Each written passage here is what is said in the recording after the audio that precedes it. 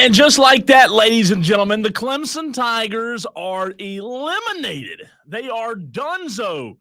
They are finished. The Clemson Tigers fall to Alabama. What a sports weekend. Alabama. What a sports weekend it was. I'm Cole Bryson. He is Diesel. We're glad to be with you.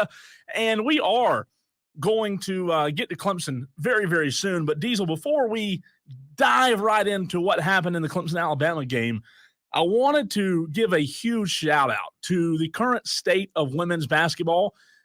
The weekend was great. There were a ton of sports, right? Like, if you love sports, this past weekend was absolutely phenomenal. However, I find myself today more excited about the women's game in college right now than I do about the men's game. You're excited about a game where they can't even figure out how long the three-point line is supposed to be? God, what a pathetic look for the NCAA. I mean, how many times have we seen these inequities happen in women's basketball? What was it, 3 years ago? There was the thing where the men, their weight room was this huge palatial workout facility, and the women's, they got like a Bowflex and a couple of paint cans to lift weights before the game.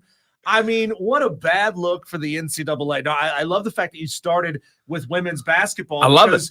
We talk about winners on this show. I think we should always lead with the winners, not with the losers. Clemson, sorry, you're losers this weekend. South Carolina Lady Gamecocks. Whew, you almost gave it away on twice. Friday and then yesterday. Friday. God, man, I don't remember who the player was. Yeah, but I this is why I love Dawn Staley. How can you not love Dawn Staley? One of her players is two people down from her on the bench in the post-game press conference say, like, yeah, you know, we're the best, and when we're shooting, nobody can play with us. And then the camera pans back, and there's Dawn Staley, like, side-eye. Girl, you know you gave up a 17-point lead, right? Like, you have no business talking this trash. That's what I love about Dawn Staley. Ultimately, well, you said the same thing almost kind of happened again. It almost did. Yeah. You know, and listen, the reason I'm leading with women's basketball, like, I am more excited, Diesel, about tonight's Iowa LSU game than I am about any other game in men's coming up in the Final Four. Like, it is intriguing to me. And we've said it last week on this show, if South Carolina LSU for national championship, if we get that round 3, which we all hope and pray we do, there will be more buzz about that game than there will be about the men's game if it's UConn and Purdue or whoever it is. But the reason I wanted to lead with women's basketball is the sport itself has come such a long way, rather. Let me say it that way. The sport's come a long way. And the fact that in our area we have a team that's really, really good, Diesel, that certainly helps. But the sport has come such a long way that it deserves to be led off with on a radio program. I mean, it is fantastic. How can Angel Reese versus Caitlin Clark tonight? Are you kidding me? Well, either way, whoever wins this game, we're going to get one hell of a storyline. Whichever team wins that game is going to probably face South Carolina for the national championship. I mean, the storylines are writing themselves already. Yeah. We'll have South Carolina versus Caitlin Clark. We'll have South Carolina LSU round 3. Maybe they'll fight. Maybe they'll kiss. We don't know. It's going to be great no matter what. They're not going to do that. They might kiss with the back of the hand up against somebody's face. Whose brother will come out of the stands, you know? I can't wait. Yeah, I'm excited just to see how much money and more attention is going to be thrust into this sport. Now, the real question is, who is going to carry the mantle for Caitlin Clark going forward? That's a good question. Once she leaves the game, that is a huge draw. I mean, how many times over the course of the season have you heard somebody talking women's college basketball, and it almost always starts with Caitlin Clark? Probably 90% of the time. Almost always. Yeah. So can women's college basketball produce another star like that going forward? It's a great question. A marketable star. There are great basketball players playing in the women's game right now, but can they create marketable stars? It's like saying there's a golfer out there who hits the ball as good as Tiger. Yeah. Well, yeah, okay, so he might be as good as Tiger, but he ain't Tiger. Well, and let's just be honest. Let's call it like it is. I think the fact that a white girl who looks like your average, student athlete walking the halls, all of a sudden she walks on the floor and she's a sniper. Yeah. I think that's what's so intriguing about it, right? Because you said it, there are a lot of great players. But when you talk about marketable players, that's a different story. So wanted to lead with that. Wanted just to give a huge shout out to the sport itself because I am stoked about tonight's game. Absolutely stoked. It starts at 7 o'clock. Diesel and I will just be wrapping up the program, flying home to watch it. I cannot wait for it. It should be a lot of fun. And I have no clue, Diesel, who's going to win that game. Absolutely no clue between LSU and Iowa tonight. It's hard to even start to pick and pick a winner, which we'll do on this program. I think if Caitlin Clark is on, there's no way that Iowa's losing this game. I would tend to agree. I hope you're right because I think it'll be very, very entertaining. Especially, let's just be honest. Clark in the national championship game. You feel like we do, yeah. But at the same time, anticlimactic for her career to end in a semifinal game, right? It would, but at the same time, Angel Reese and Kim Mulkey, man, they're, with all the lawsuits going on right now, they're just as intriguing and not in a good way. But they are intriguing as well. So it's going to be a lot of fun tonight. But back to Clemson. Clemson did lose to Alabama. And boy, Diesel, is there a ton to get to from this basketball game. Yeah, I mean, here's the audio here from the final call. All right. Clemson goes down 89-82 to Alabama. Too little, too late for Clemson, though, on the run out. Estrada, and he will lay it in. And the Alabama Crimson Tide will roll into the Final Four for the first time in program history. Somebody in Pickens County is having PTSD right now. Sorry for that. Sorry. Well, it is a great call, but it is a little bit sad. I think, you know what, though, Diesel, just to start off the conversation, I do think Clemson fans are upset, and especially about how the game went, not being able to finish it off. But I think Clemson fans at the same time, while they are upset, they are more than thrilled to have been able to even watch their team in an Elite Eight game. Yeah, losing in a game like that, it's bittersweet. It's sweet because you got to the Elite Eight. You matched your greatest season in program history. It's even better because the tail end of the season, it looked like things were headed towards your coach being fired, and all of a sudden you make this deep run. I mean, it's an exciting tournament, but that's the nature of the tournament, right? There's 63 teams who are going home sad and crying.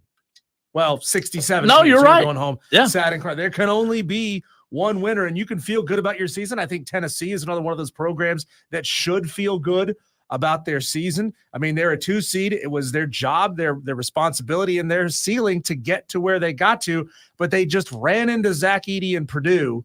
And man, Zach Edey, who put up, I think I read he scored 40 points in that game. Mm-hmm. He needed to play one of his best games ever to beat you if you're Tennessee. So you got to feel good about that. And Clemson fans, you got to feel good about achieving what you achieved this year. For you, Diesel, and I'll give you my opinion on where they fell off, but watching that first half, where and how, in your opinion, did the wheels fall off for the Tigers on Saturday night? Because they were guns a-blazing, man. I can tell you exactly where it fell off. It fell off somewhere about 3/4 of the way through the first half of that ball game when Alabama went on a 22-6 run. Yeah. That's where the wheels fell off. I mean, Clemson was defending really well. They were playing patient offense.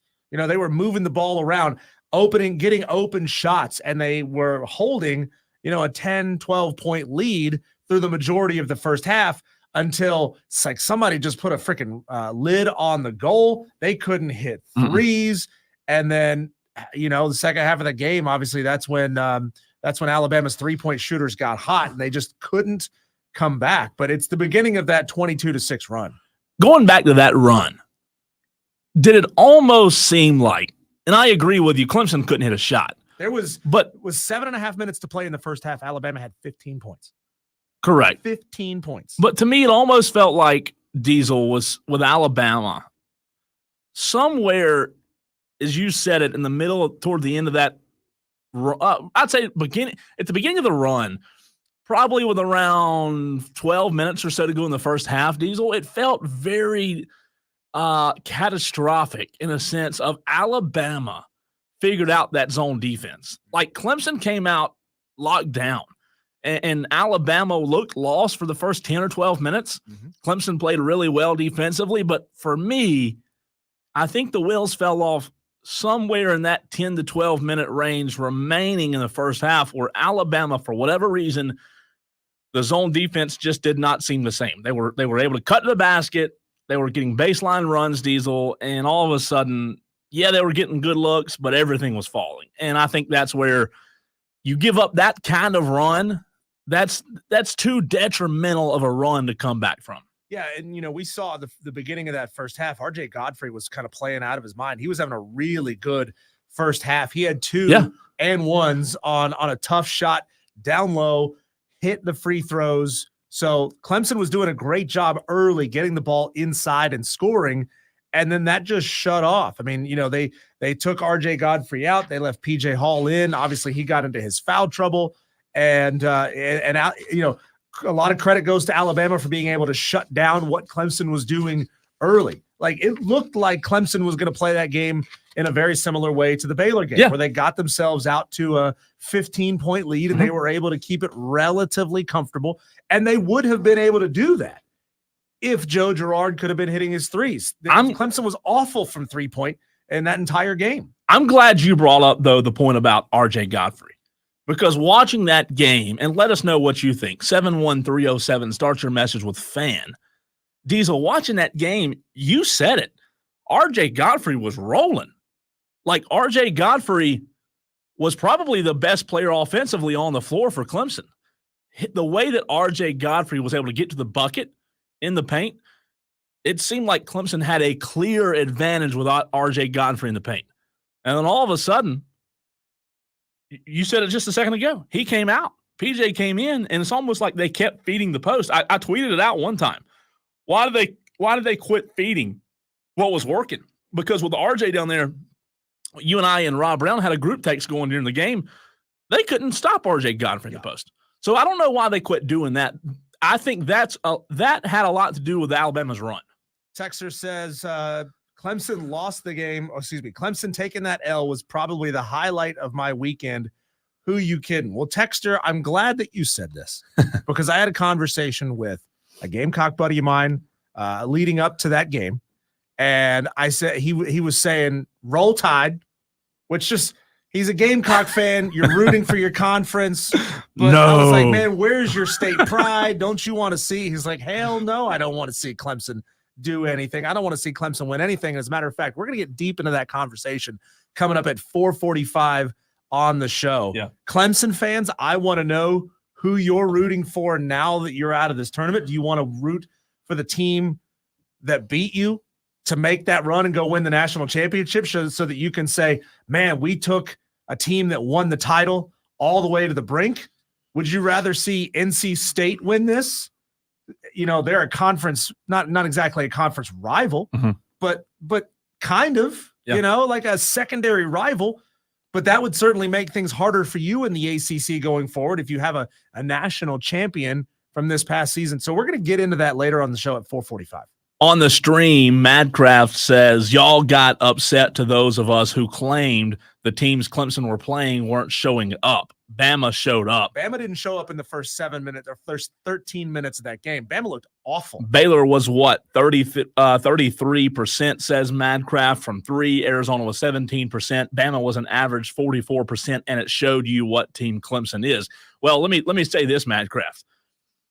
I'm not a basketball expert, but I do know enough basketball to know that it doesn't matter who you're playing. If you shoot 17%, you don't have a good chance of winning. It doesn't matter if you're playing the Clemson, the Lakers, the Boston Celtics. You shoot 17% from 3, it really doesn't matter. And then 44% from 17%, that's a significant jump. So, yeah, you're going to win games when you shoot 44% from three-point land.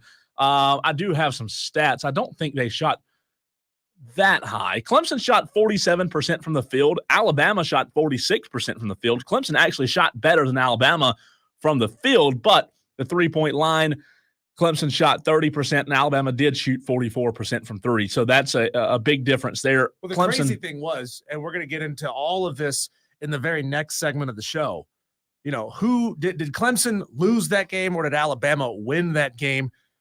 even though Alabama was white hot from three. Yeah. Clemson was in that game. Yeah, Clemson should have been tied in that game, and I'll tell you why coming up next. Go ahead and get your thoughts in on the text line, on the stream. As Diesel said, coming up in the very next segment, we'll talk about that. I'll have thoughts on that.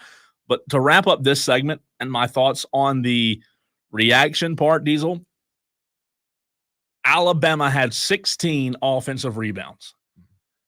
That is way too many offensive rebounds for Clemson, because in the second half, when you did get back in the game and you're Clemson and you did have a couple of possessions where you were just one or two possessions away from tying the game, they'd miss a shot and then get a rebound and make a shot. That was so detrimental, in my opinion, in the second half.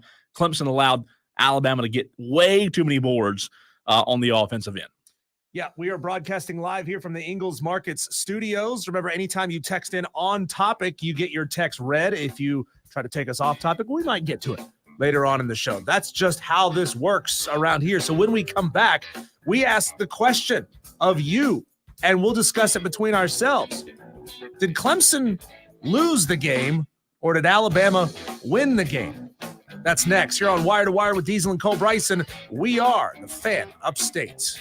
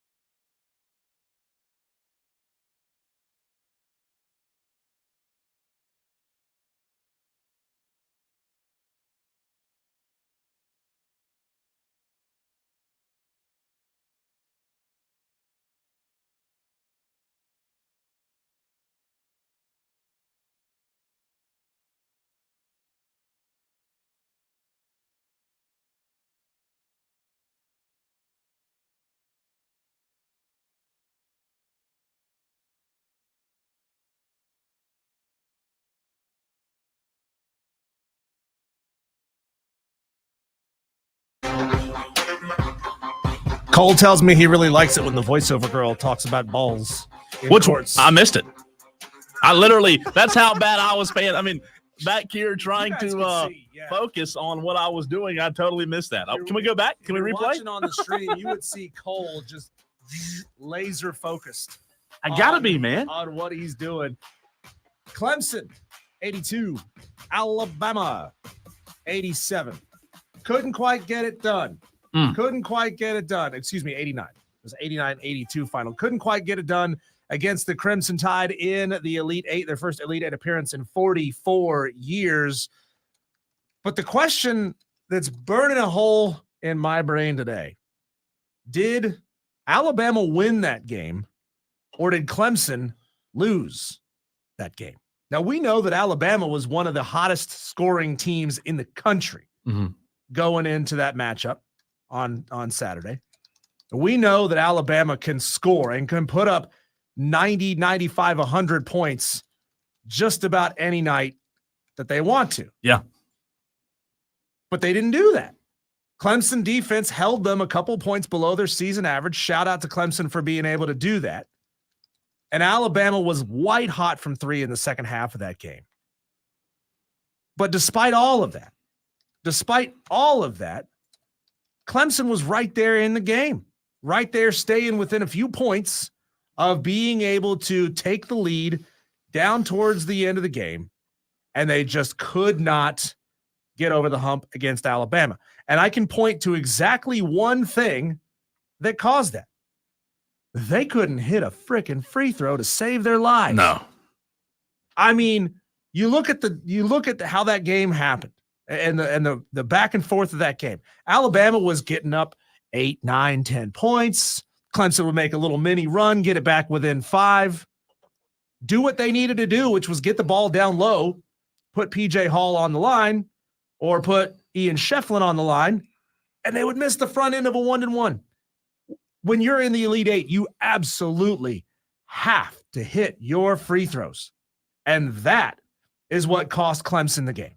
Not being able to hit a free throw down the stretch when it really mattered cost Clemson that game. So Alabama, as great as they are as an offensive team, and they are, it wasn't really anything Alabama did that won them the game. It was what Clemson couldn't do, which is just live up to their season average. Yeah. Live up to their season average. That's all they had to do. And they would have been tied with under a minute to play. So I do agree with what you're saying, Diesel. However, I will say I think it's a little bit of both. And I don't know if that's an acceptable answer in this question that you're asking. One. This is a fight. We got to pick. I hear you. But what I'm saying is I think there is a little bit of both in this scenario. You're right.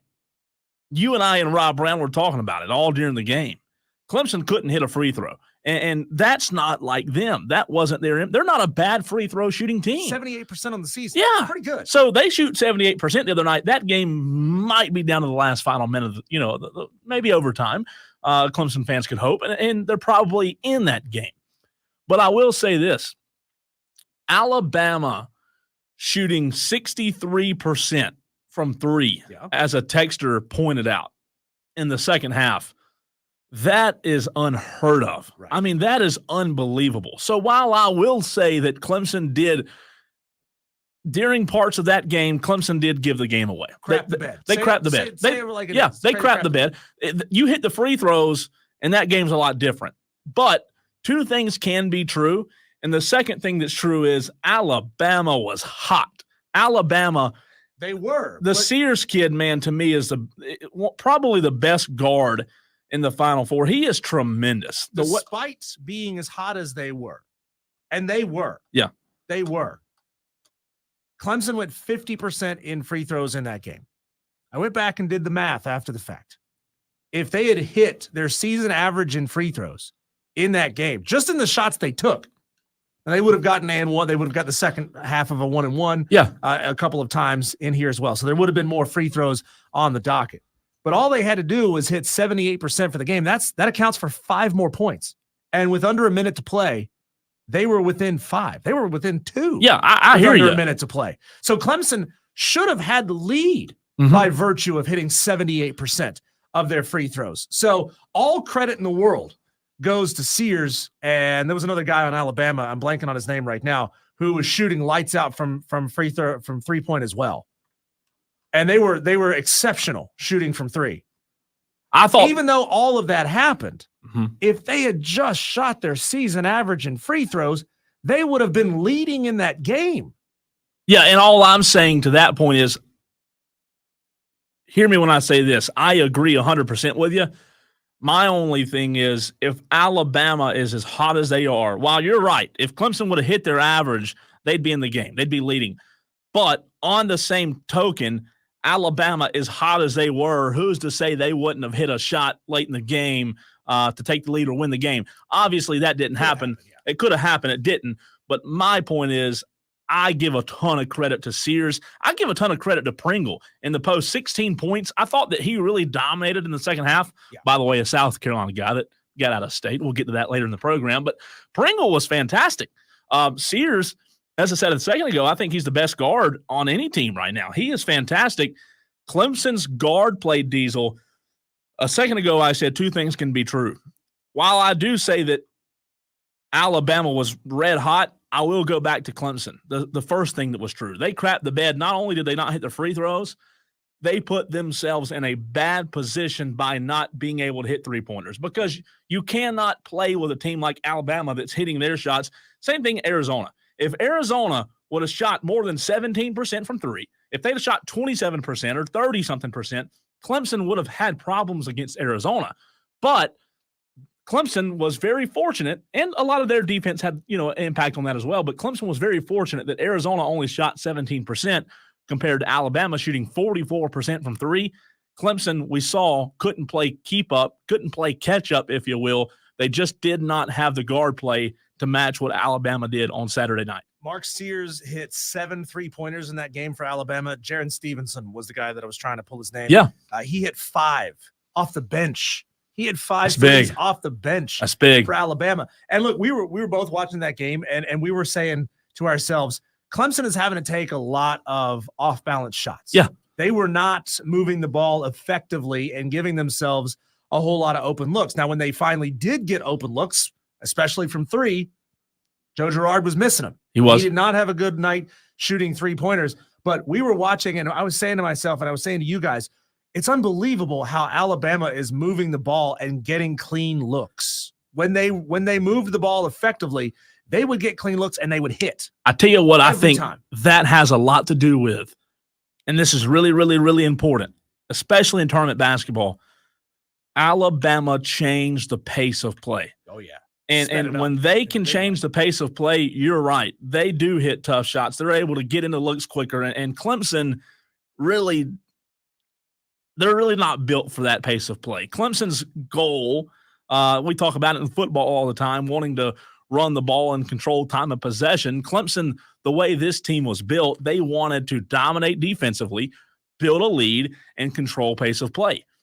However, when the other team's guards get red hot and they're lighting it up from anywhere and they're running up and down the court, you can't get into your defensive half-court sets like you could before. And to your point, Alabama just – at times, they would get into sets so quickly, it was like Clemson didn't even know what hit them. Yeah, there were times where Clemson could get that game close within 3 to 5 points, and every single time they did that, Alabama had an answer.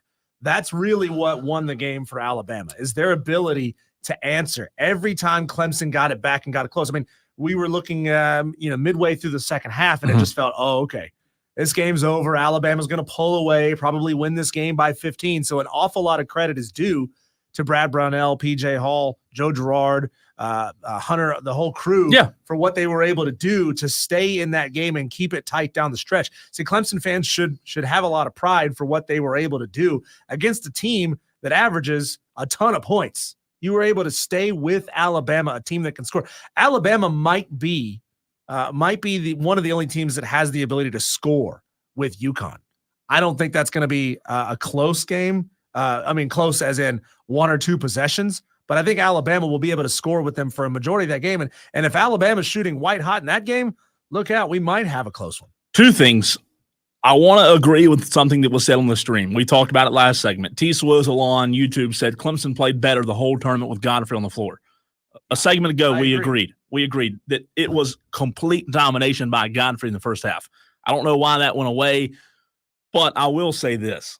As much crap as we give Brownell, Diesel, to your point of Clemson, pooping the bed, if you will, I don't think that was really Brownell's fault. I think it was more of, hey, Clemson, the guys on the floor didn't get the job done.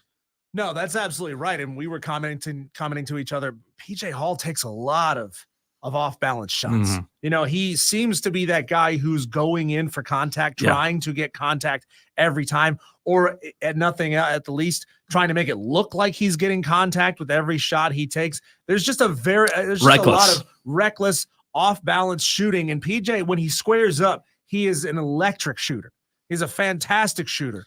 But when he tries to take these off-balance shots to make it look like he's getting fouled, he misses. The only thing that, and we mentioned this in our group chat, the only thing that I did have a problem with Brownell and what he did in the second half was Clemson got really close, just a few possessions away, and Nelson came off for Alabama, right? And you and I and Rob Brown were talking about it. Nelson came off the floor. So I'm thinking in my head, again, I'm not a basketball coach, never have been, but I'm thinking, okay, man, now's the perfect time for PJ to take advantage. Nelson's off the floor, right? PJ, they need to feed PJ right now. Well, then they took PJ off. It was only for a short few minutes, but I didn't really agree with taking PJ off the floor when Nelson came off for Alabama because I felt like Clemson could have had a matchup advantage there and try to feed the paint like they did earlier in the game. But Brownell took PJ off, and they just never were able to. You know how a lot of times we talk about in football, Diesel, you got to run the ball and stick to your identity. You get down in the fourth quarter, you really don't run the ball, right? You got to air it out. I kind of felt like that was the same thing with Clemson here late in the game. They wanted to feed the post, but I think that because of Alabama's pace of play and their tempo, Clemson was out of sorts. They were out of their game, and I think that's where I do give Alabama credit. They took Clemson out of their game plan, and I think they did a great job of that. If you got something to say, you can always call us on the Renewal by Anderson of the Carolinas fan phone. That's 844-FAN-PHONE, 844-326-3663. You can also text us at 71307. This is Wire to Wire with Diesel and Cole Bryson live here from the Ingalls Markets Studios. Sheezy McNeasy text in at 71307. Remember, start your text with keyword fan. Keep it on point, and we will always get to your text in segment. He says, as a Tiger fan, I only root for Clemson. I wish all four teams remaining could somehow lose. None of this cheering for conferences, SEC bull junk.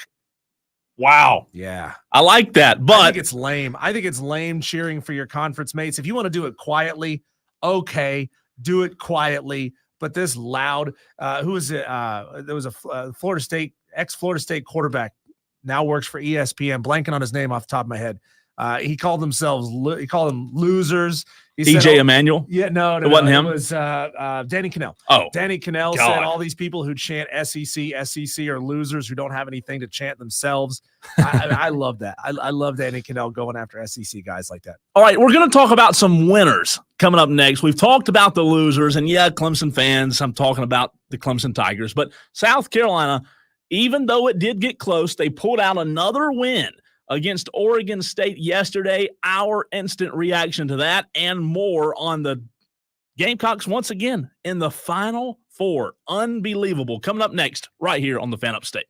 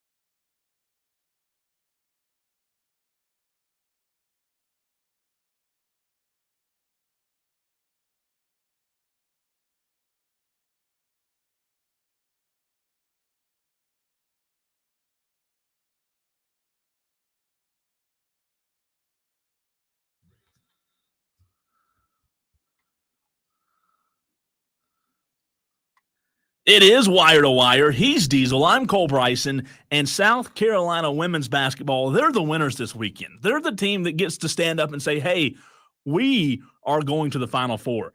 That's right. We're the only team from the state that's going to the Final Four. Dawn Staley, the Gamecocks, once again, what's new, Diesel? They are in the Final Four. You and I watched the game Friday as we were on air. Things did get hairy. They got a little hairy yesterday. Oregon State played really well down the stretch. But once again, the Lady Gamecocks have punched their ticket to the Final Four, and it just seems like AT&T just sent me a heads up on the best plan for me. That's cool. They know what a pro wants. What a pro That's needs. Whatever makes me happy. Oh, I'm sorry. I thought you were playing a bit there. No, I wasn't playing a bit. I thought you were playing. Wow. I was going thinking. Thanks a lot, ESPN, for just playing ads out of nowhere. I was thinking, man, where's Diesel going with this? That's great. The look on my face and your face was like, what's happening right now? That's fantastic. But Death Texas and the Gamecocks going to the Final Four, right? The Lady Gamecocks have done it once again. And just a little teaser, we are going to be joined at 4:20 by Chase Justice of WIFF4. He has been covering the Gamecocks this entire tournament run, was in Albany, and will be with them in Cleveland. But you know what?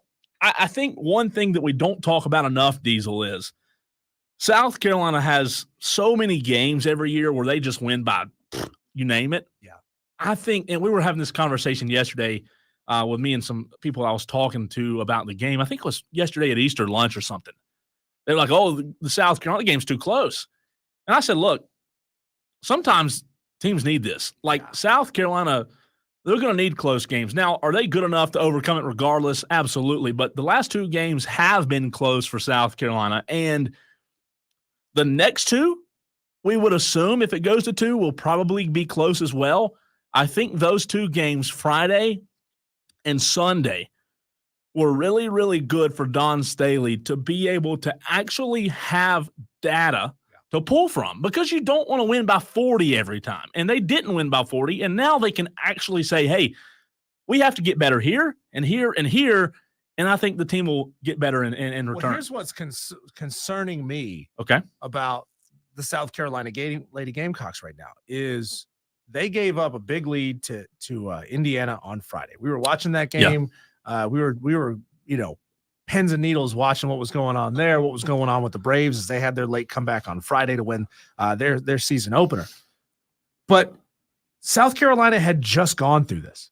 They let Indiana back from down 17, 18, 20, whatever the score was. And Dawn Staley had to check one of her players after the game in the post-game press conference.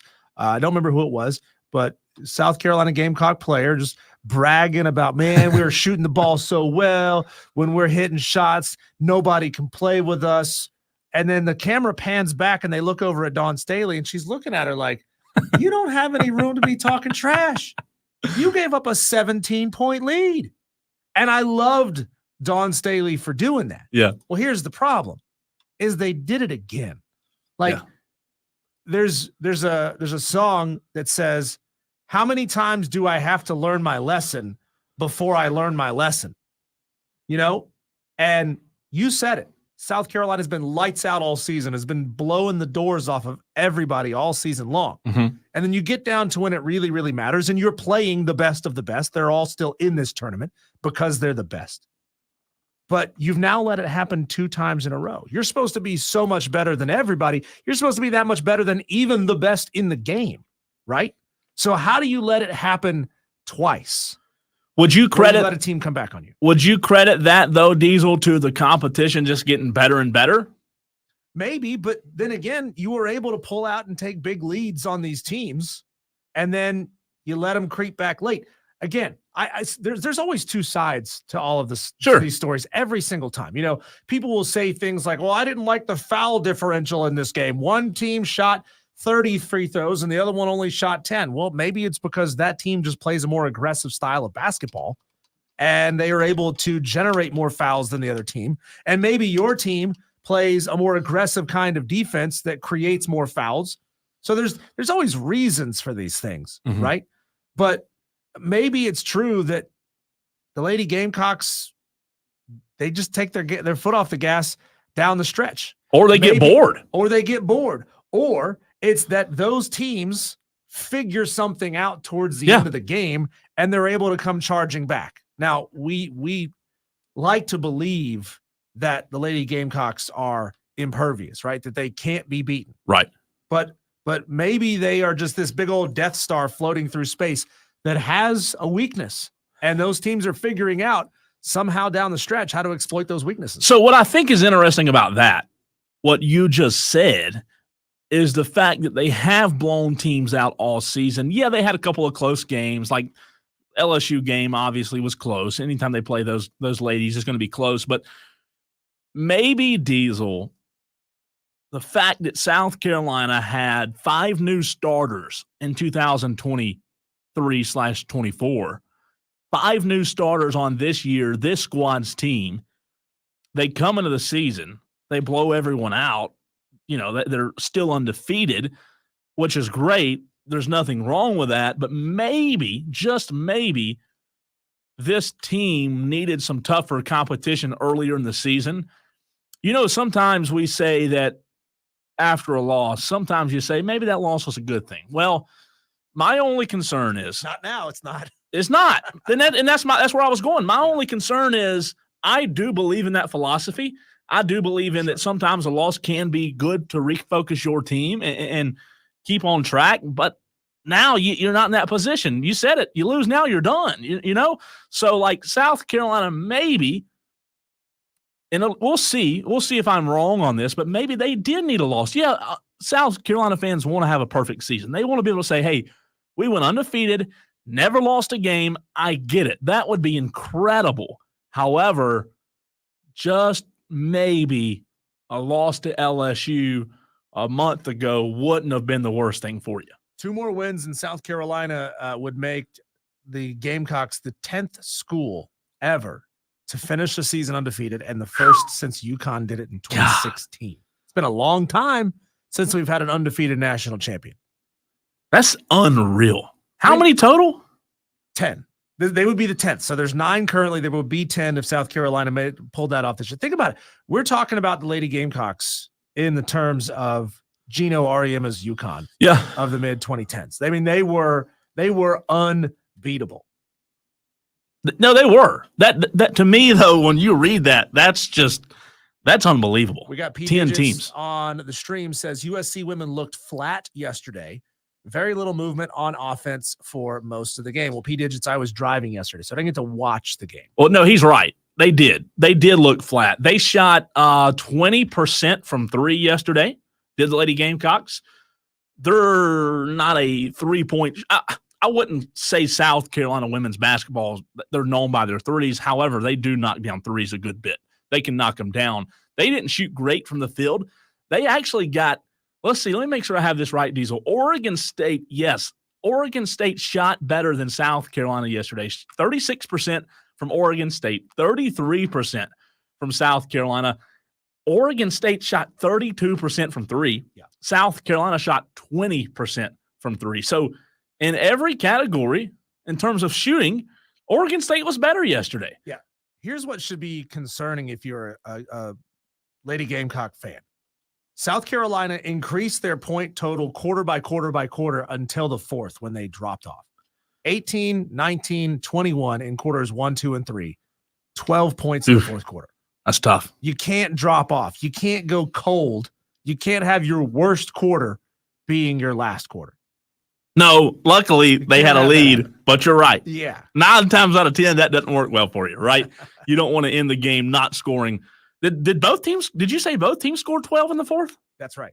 Wow. Yeah, both teams scored 12 in the 4th. And hey, if you want to talk Lady Gamecocks, you got about 5 minutes left in this segment to get in on the renewal by Anderson of the Carolinas fan phone line, 844-326-3663. Just like text messages, you call in on topic, you move to the front of the line. You want to go rogue? Well, you may have to wait.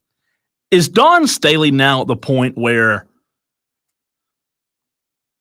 it's national championship or bust every year? Pretty much. Like, oh my God. Can you imagine having that expectation? The pressure of that. Oh, that's brutal. They are, I think Gamecock fans are would be, not are, but would be livid if they didn't at minimum make the Elite Eight. I think that is the minimum standard for South Carolina.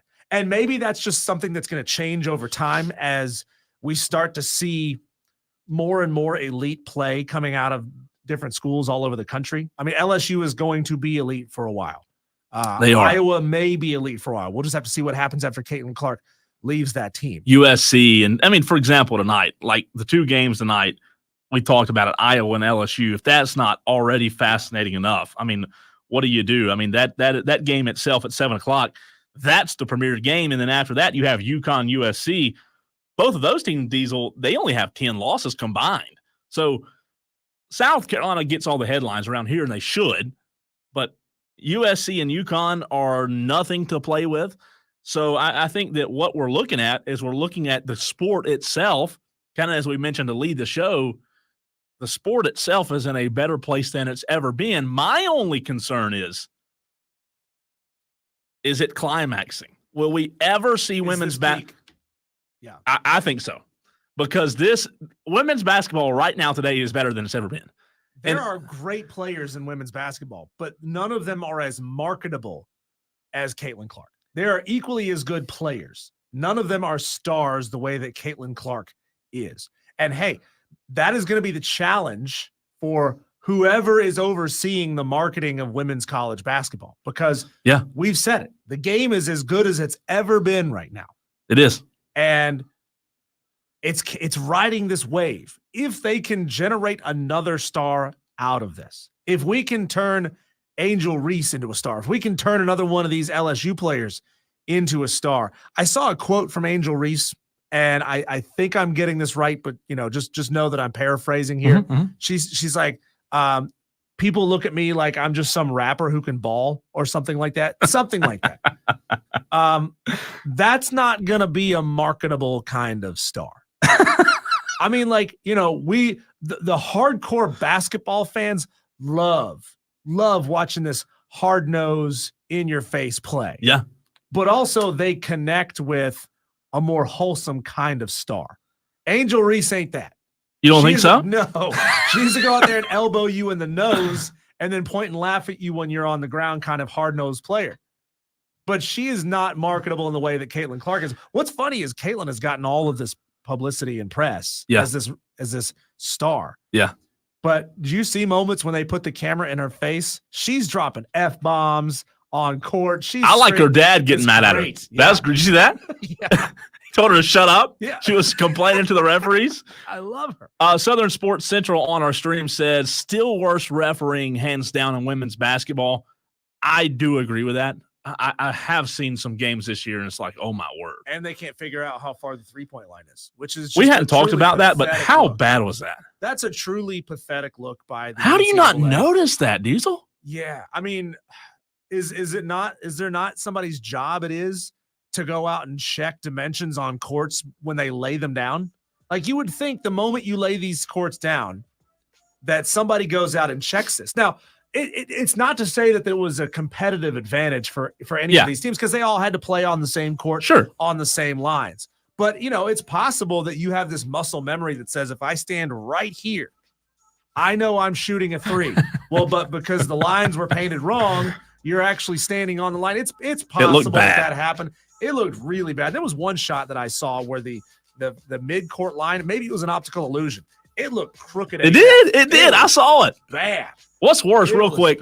Bad. What's worse, that or on a football field, the lines being, squiggly from sideline to sideline? I don't know which one's worse. What messes with your eyes more, because that stuff really gets me. When we come back, we look at some of the other NCAA tournament games. We're talking NC State, Duke. We're talking Purdue, Tennessee, and we need your help with something big and fun. That's coming up next here on Wire to Wire with Diesel and Cole Bryson, live from the Ingles Market Studios at 25 Garlington Road. This is the Fan Upstate.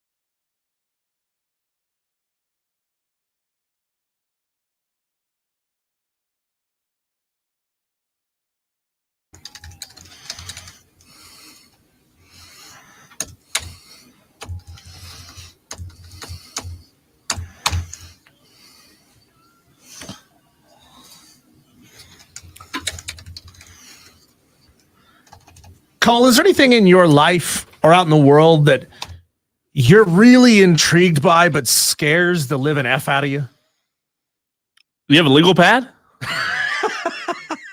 I mean, I thought your list was going to start and end with women, but that would take some time to come up with an appropriate list of answers for that. There's something that scares the crap out of people, and I don't think it's as terrifying as a lot of people want to make it out to be. Yeah. It's all in how you use it. But, you know, our other station in the building is real good at scaring people like, oh, AI is going to come in and take over your life. It's going to change everything. It's going to replace you. Hey, if AI wants to come in and do our job for us, you know, like if we just make a little royalty off of it, like, hey, that would be great, right? Yeah. I mean, if they can do it as good as we can, I don't know if that's possible. Though. I don't know if they can either. And we've been teasing something for you over the past couple of days. And I got to be real and apologize to the audience that technology has let us down. It's not going to allow us to do this today. Not yet. But we are 99.99% certain that it's going to allow us to do this tomorrow. Yep. Okay. So we really think it's going to happen tomorrow, but we do need a little bit of your help today on the show to make tomorrow better. Okay. We're going to make tomorrow great again in the future again, something like that. So last week when we were out on location, we had a blast playing with Snapchat's AI chat function. And that's cool and all, right? Like you type in any question, like it was throwing shade at the ACC. It was funny. Yeah. It was, we asked like, why did Florida State get left out of the college football playoff? And it said something to the effect of, you know, overall strength of schedule in their conference just wasn't good enough. So the all Cupcakes conference took it on the chin to Snapchat AI. But I found a feature on my iPhone. It's in iOS 17. So if you've got the new version of iOS, you've got this too. It's gonna take you some time to set up, but some time. Yeah, see, that's the problem. It's called personal voice. There's a feature on your iPhone in your accessibility functions in menus called personal voice, where you are asked to record 150 phrases, and it's all kinds of things like the president in 1977 jumped over the blue cow. How long did it take you to do that? The phrases took just the phrases 10 minutes. Oh, it took me 2 days. What? I had to stop and come back to it. Okay. See, I thought you had already recorded all. You did all of that in 10 minutes? Yeah. Oh my word. Yeah. Yeah, I got busy with something else and said I got to get back to it. Yeah. So you record all these phrases, and it attempts to process a voice print of you. Right. And that's the part that took so long that Cole couldn't get it done. I had my homework ready to go. I was good. I was ready to do this, but Avery Cole Bryson over here. I completed the voiceover on Saturday. Thought that it would be ready by Monday. That's 2 days. I know. I plugged my phone up like it said and locked it before I fell asleep. Yeah. And both nights, hours of processing. Yeah, it didn't process it. Hours of processing. So here's what I blame the processor. This is what we're going to do tomorrow, and this is what we need your help for, okay? Texters, those of you on the chat, those of you who know us well, especially if you're like an old friend of Cole Bryson's or an old friend of mine, we need you to come in and drop a dime on us for the other person, okay? So here's what we're going to do. Tomorrow, I'm confident we're going to have this ready for you tomorrow. Okay. I have my voice print on my phone that sounds like me. You will have your voice print on your phone that sounds like you. Yeah. Then we're going to swap phones. Okay. And you're going to make AI Diesel say things that real life Diesel would never say on the air. And vice versa. Like I've already got a page of phrases for you. Wow. I feel like I know you well enough. I can't wait. They're going to drive you nuts. Yeah. To hear these words coming out of your voice. Okay. So we're going to do this tomorrow on the show. JD in Simpsonville, he's been fantastic. He's already sent us a couple of suggestions, but we need your suggestions. So text them in 71307. Start your text with keyword fan and just say, make Diesel say blank. Yeah. Make Cole say blank. And I will make Cole say these things, and Cole will make me say these things. And I think it's going to be hilarious. By the way, I did hear, just to give a sneak peek to the audience, I did hear Diesels today. It is weird. Like, scary. Right? To me, it sounds like you if you were doing some sort of terrible robot voice. Like, it does. I hear your voice in it, but you can tell that it's still a robot talking. Oh, Madcraft. Dude. Them's fighting words. Madcraft is already sending in fighting words on the text line because he knows. Madcraft knows what's up. He knows the truth. And he's gonna, Madcraft, I really don't want to hear these words coming out of him. I'm not gonna say them on the radio. I'll take that We will note save down them and for tomorrow. Brendan Gosnell says, can't wait for this. Brandon, we need some suggestions, okay? So if you know Cole, if you know me, you've listened to the show and the station long enough to know our personalities, start sending us some phrases that we would never say. We're going to get to that tomorrow. Like, I love Brad Brownell from Diesel. He should have been extended at the beginning of the season. Brad Brownell should get a lifetime contract, says Diesel. I can't wait. I would let Brad Brownell kiss my wife. No, we're gonna do this tomorrow on the show. So I promise you that it is coming. But hey, we got a lot more basketball to get to that we hadn't even had a chance to touch yet today. A lot of big stuff happening. Purdue, Tennessee, NC State, Duke. I know a lot of you Gamecock fans who are living vicariously through the Tennessee Volunteers are having your tears hit the floor today because they took it on the chin to Zach Edey and the Boilermakers, who finally got over the hump. Everybody talked about Purdue as one of those programs that can never get it done on the biggest games. They lost last season. Who was it that they lost to last year? It wasn't St. Mary's. It was wasn't FAU, was it? No, they lost to like a 16 seed last year. It was bad. South Carolina still has Alabama though, Diesel. South Carolina fans still have Alabama as their SEC team to pull for. So you're right. Tennessee did lose. South Carolina fans are probably upset because, they like to ride the coattails of the SEC. But the good thing is the same coattails they've ridden all, for their entire history of their football program, they can ride those same coattails for basketball. Fairleigh Dickinson. They lost to Fairleigh Dickinson. It was a 16-1 game. Okay. So, yeah, Purdue just couldn't get it done. Hasn't been getting it done in the past, and they needed one hell of a performance from Zach Edey to win that game. We get some good text in for the AI suggestions. Some really good suggestions, man. I can't say them because I want them to be. Mongo. Mongo's going to be the MVP with this, I believe. He's going to send them. Mongo's thrown the exact same refrain at us every time we make fun of wrestling.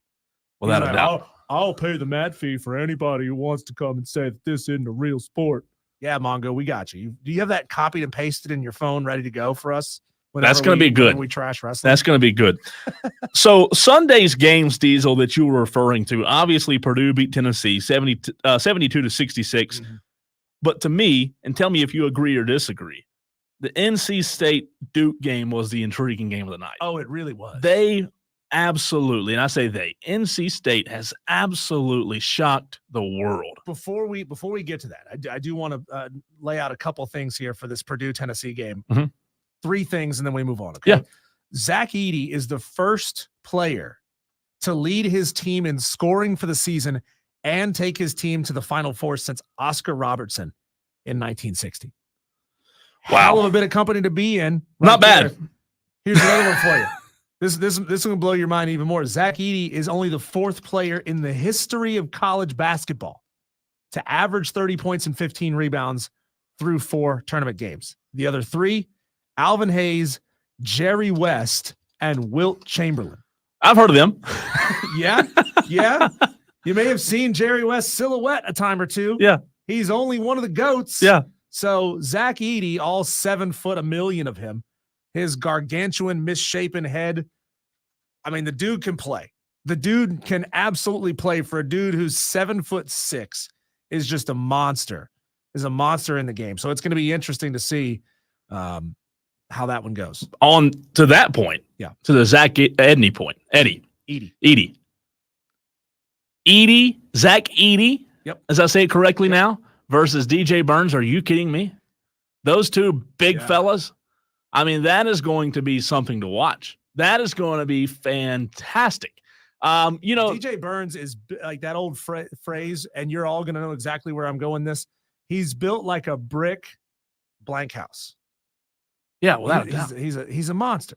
He is a dump truck of a human being. And him, in the paint versus Zach Edey, I think that's going to be fantastic. What wins? What wins? Fast. Height or size? That's going to be the fun one to look at. I did think Tennessee, though, even though they lost Diesel to wrap up the Tennessee-Purdue conversation, I think they had a great season. It was fantastic. I thought Dalton Knecht was the best player in the SEC all year long. He was consistent.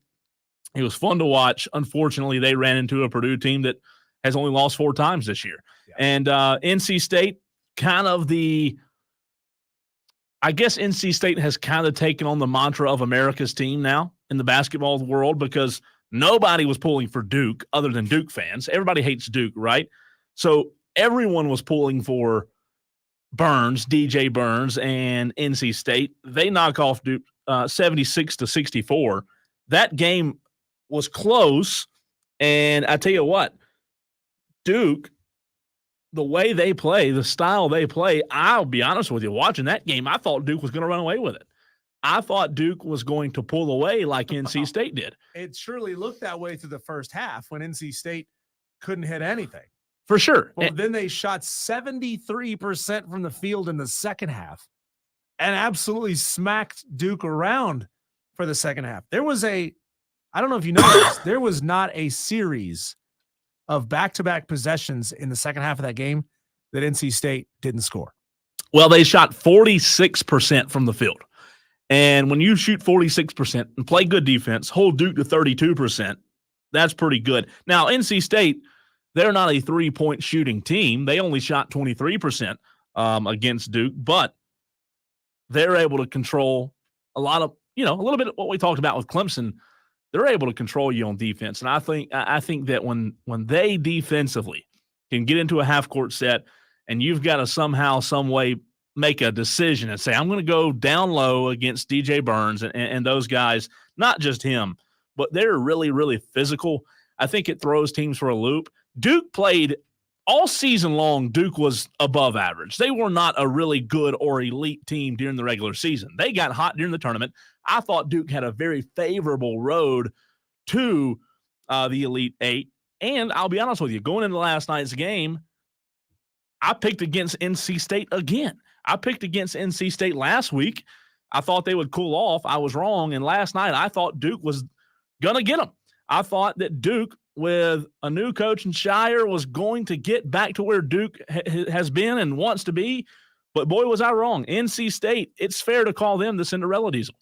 Yeah, NC State was just so insanely lights out the second half of that game. Scored 55 points in the second half. Yeah, that's incredible. 55 points in the half. That's more than Duke gave up in the entire game against Houston the round before that.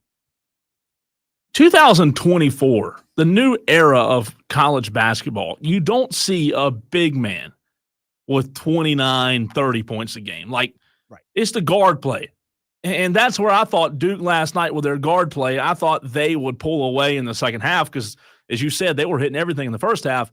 But, man, when you have a guy like DJ Burns who can give you 29 minutes and shoot 13 of 19, 4 rebounds, and 29 points, your big guys giving you that big of production, that's going to be crucial for you down the stretch. And can they do it again? I've picked against them. I do think Purdue's a different animal, but I've picked against NC State pretty much all tournament. Well, speaking of the modern era of college basketball, 2024, this is going to be a new thing going forward. Yeah.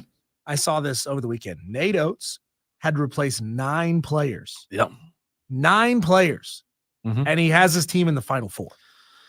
It's unbelievable. It's unbelievable what he's been able to do. Rebuilding that team. And, it's echoed, of course, with what Lamont Paris did at South Carolina. He basically rebuilt that team from scratch this season, and they made their run into the NCAA tournament.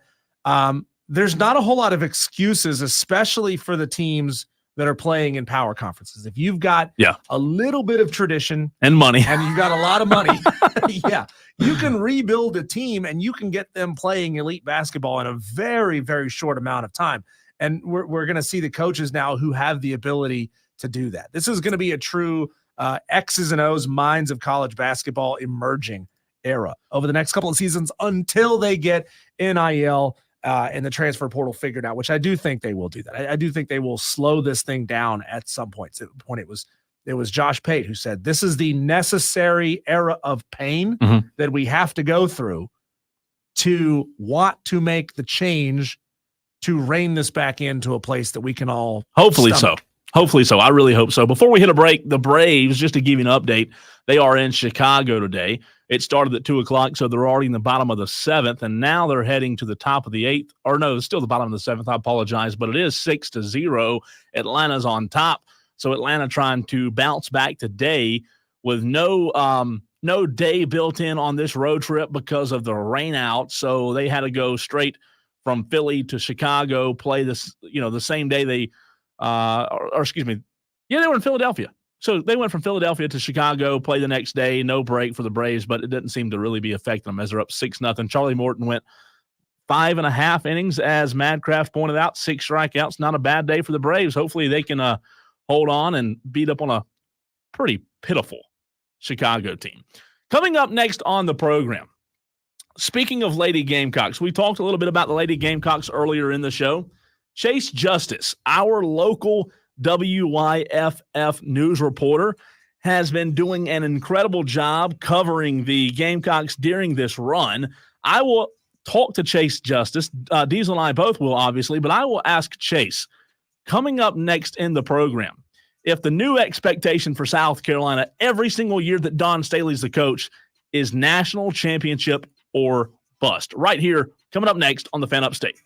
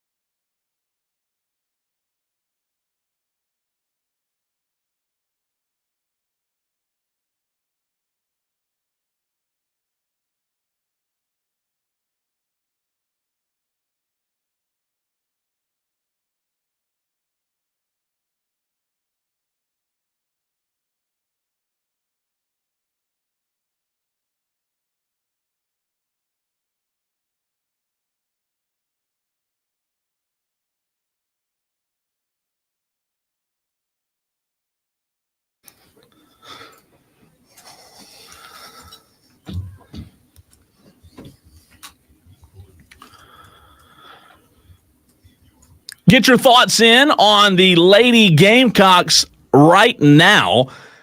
You can text the show 71307. Start your message with FAN. Again, that's 71307. Start your message with the word FAN, and we will get to it. As Diesel says, if it's on topic, we will get to it almost immediately. Joining us now on the program, a local reporter from WIFF4 doing a great job covering the Lady Gamecocks this tournament. Chase Justice joins the show. Chase, how fun, man, has it been to come to an area like the Upstate and see immediately a program with as much success as South Carolina is having, as they have once again punched their ticket to the Final Four? Man, it has been such an awesome run. The past couple of weeks have been absolutely great covering this team, seeing the fans up close and personal. Because, I mean, if you cover South Carolina, they're not fans, it's family. They're fans. So, I mean, just seeing the way these fans travel all across the country, seeing the girls, seeing Dawn Staley, it has surely been a privilege and an honor to cover this team the past couple of weeks. Chase Justice, WIFF4, joining the show. Chase, this is Diesel here. What have you learned about this team, or even some of the fans? Because I know you start seeing some of the same faces wherever you go. What have you learned about this team on a personal level, traveling with them, that somebody who's not traveling with the team, somebody who's just covering them when they're local, when they're in town, just wouldn't learn about them? Diesel, on a personal level with this team, I mean, just how well connected these girls are and how much fun they have on a daily basis. I mean, especially for a team, you would think, especially at this point in the tournament, when you're getting down to what is now the final four teams, you would think the pressure would be on. These girls would be, I mean, just chomping at the bit to get out there, but just their joyful energy. I mean, they're playing around, they're dancing during media timeouts. They're just having so much fun, and they take so much time both before and after the game for the fans. I mean, after the win in the Elite Eight yesterday, for about 30 or 45 minutes, you had these girls. I mean, you couldn't get them off the court. They're going down, they're signing every piece of shoe you put in front of them, every towel, every Gamecock flag. I mean, the amount of time that they take for the fans is awesome, and just how much fun they have around one another. Their energy is infectious and quite literally contagious. Chase, how's the travel been? You talk about the fans for South Carolina, not the closest of locations in Albany, now going to Cleveland. What's it been like seeing the Gamecock fans, and how has the attendance been so far in the tournament?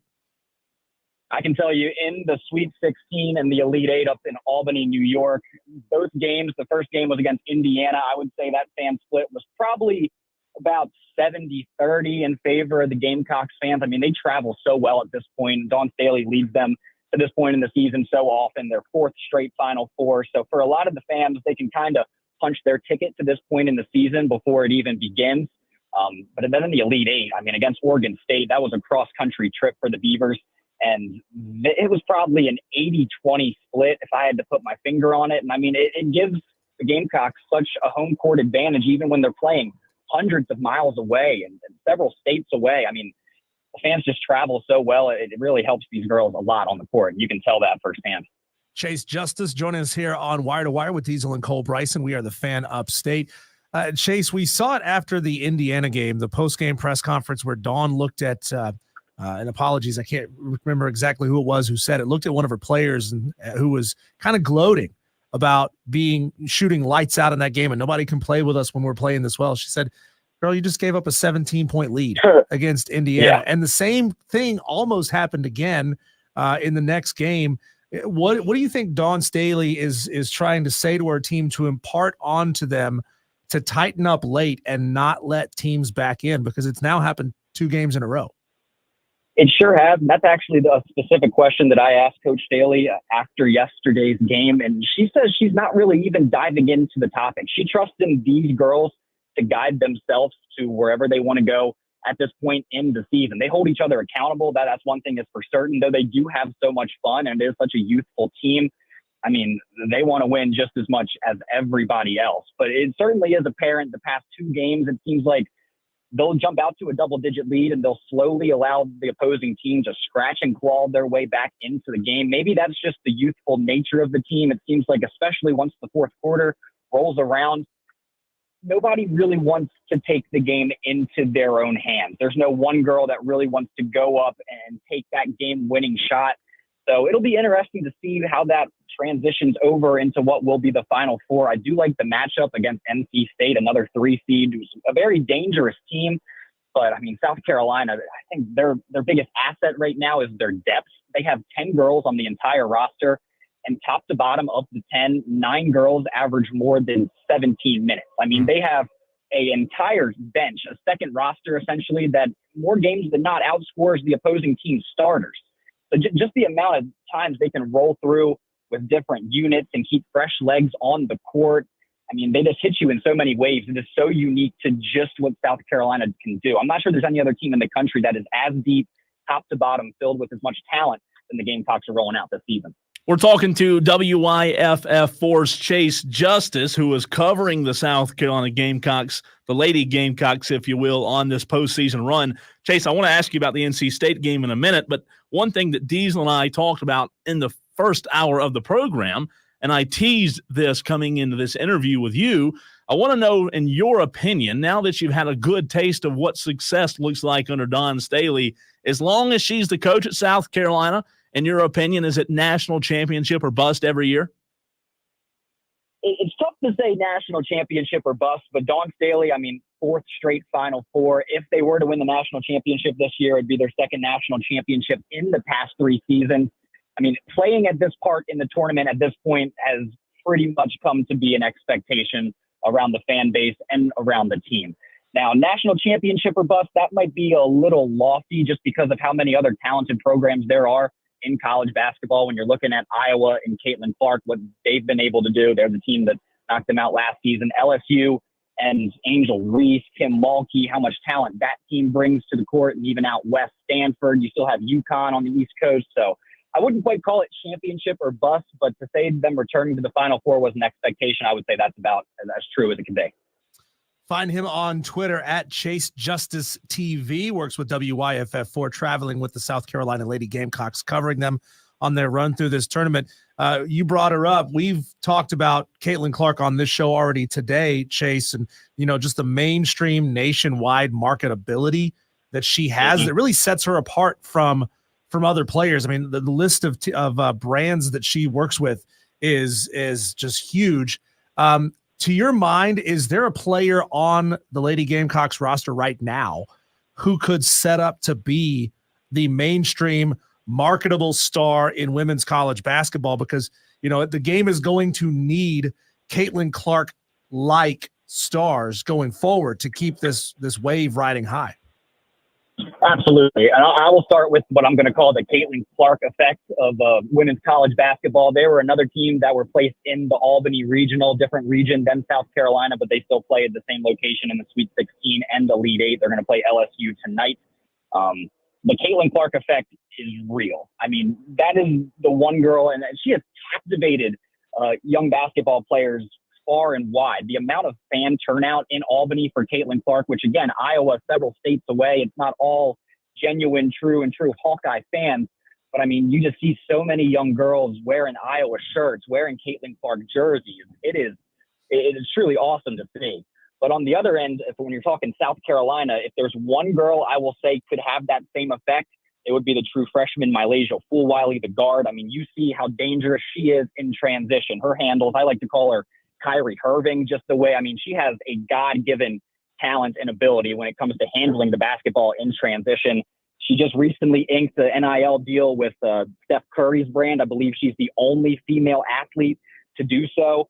So, I mean, she's putting the world on notice. I think she's something that has that marketability and potential star power. You're already seeing it with the brand deals and the NIL endorsements. And I mean, her play on the court speaks for itself. She, as a true freshman, she was the leading scorer for South Carolina up until the last game. And as a true freshman, I feel like Dawn Staley's pulled the reins back a little bit on her, but I mean, she's as talented as they come, and with the ball in her hands in transition, I mean, she's the fastest girl on the court. She has unlimited range, and I think she certainly could live up to that Caitlin Clark type of. Chase, 4 days away from NC State and South Carolina. I want to ask you this. Covering the team as close as you have, you can kind of gauge and pick up on things that, the average listener can't, or the average fan can't. When I think about this game, my initial thought is man, how does South Carolina play this game on Friday and not overlook the fact that, I don't want to call it a trap game, Chase, by any means, but how do they play this game and stay focused on NC State? Because we all know that either Iowa or LSU could very well be the next opponent, and what a huge game that would be for South Carolina. Do you get a sense of any kind, Chase, that South Carolina could look ahead and this could be a trap game? No, I certainly do not get that sense at all from covering this team, from talking to Coach Dawn Staley, and specifically I'll point at this. The way last season ended in the Final Four, everybody had South Carolina penciled into the championship. I mean, this is the second straight year they entered the Final Four with an undefeated record. But I mean, last year, the way it ended in such a heartbreaking fashion with all of those seniors, the freshies that, they were there through and through, won that championship in 2022. Just about everybody had anticipated that was going to happen again last year, and it didn't. So for, all the returning players, I believe 6 or 7 of the girls are returning from last season's team. They felt that heartbreak. They felt what it was like to make it all the way and have their season just come to an end before their very eyes. I think they're playing with a new sense of urgency this season. They're taking it one game at a time. And from speaking with Coach Staley, talking to her, there's only 4 teams left in the entire tournament. Everyone that's made it this far is here for a reason. I don't get the sense that they're going to overlook any team, but NC State, they're sneaky good, and especially for a 3 seed, you can't count them out because they have some talent on the court. What would be the more compelling storyline? Should South Carolina get past NC State, make it to the finals? It's like choosing between 2 kids. What would be the more compelling list of storylines? Caitlin Clark and Iowa, or rematch again against LSU? With the Caitlin Clark effect and how great she is for the sport of women's college basketball, it's hard to go against that. But just the way that the LSU team has battled with them year in and year out. We saw it in the SEC championship game, the way that it ended, how chippy that game was. You can tell there's a bit of animosity between those 2 teams. I think LSU would be the more compelling matchup, SEC versus SEC. But again, no shortage on the Caitlin Clark side, the way last season ended, just how talented of a player she is. I don't think you have a losing option here when you're talking about a potential national championship matchup.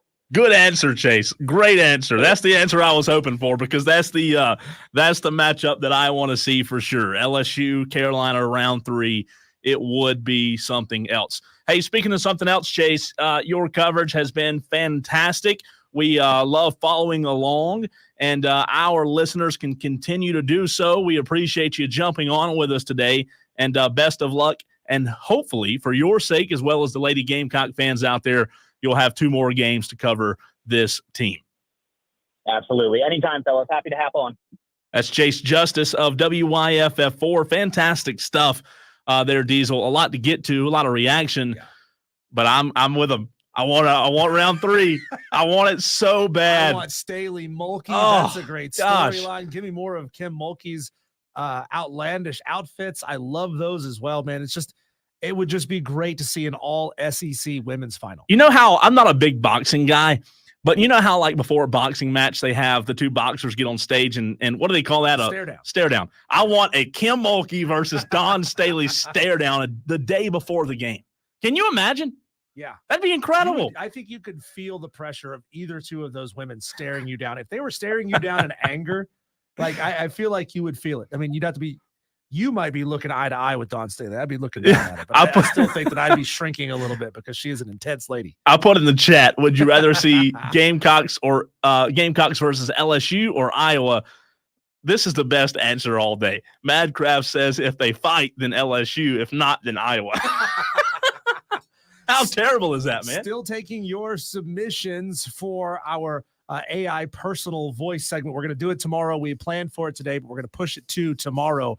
If you want me to make Cole's AI voice say things that Cole Bryson would never actually say on the radio, send those in. Text those in at 71307. Start your text with keyword fan. If you want me to say things that I would never actually say on the radio, text that in as well. 71307. Start your text with keyword fan. Also add in there, make Diesel say blank, make Cole say blank. We want to hear your suggestions for both of those. But when we come back, Who are Clemson and South Carolina fans actually rooting for now in the NCAA tournament? Are you rooting for conference, or do you want to see a conference team that could come back and hurt you next year if they actually win a title? Do you want to see them go down? We'll tackle that next here on Wire to Wire with Diesel and Cole Bryson, 97.7 FM in Greenville, 97.1 FM in Spartanburg, everywhere on the free Odyssey app. We are the Fan Upstate.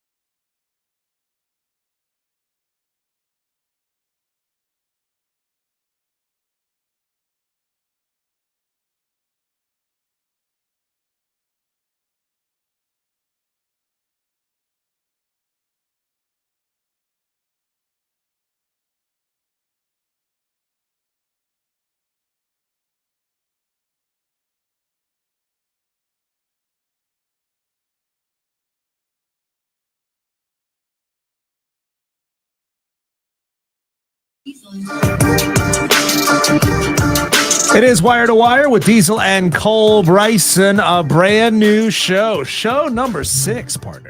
Wow. Just a few days in. At what point, I wonder, does it become not a new show? It's a good question. I think Rob Brown is still running promos. Listen to us at our new time, 6 a.m. And I think they've been running those promos for about 6 years now. It's been a while. No, it will be a new show for at least a month. Yeah, I agree. If not 3 months, because you have to consider that not everybody listens every single day. That's true. You should. Tolo. You're a Tolo. We want you to be a Tolo. We want you to turn it on and leave it on, which means at 6 o'clock or at 6 o'clock, at 3 o'clock, you turn on the show and you leave it on all the way until 7. That's your job. Turn it on. Expect of you. Leave it on. Yeah. I like it. Remember, we are doing AI creations of our voices, and I'm going to make Cole's AI voice say things that Cole wouldn't say on the radio tomorrow.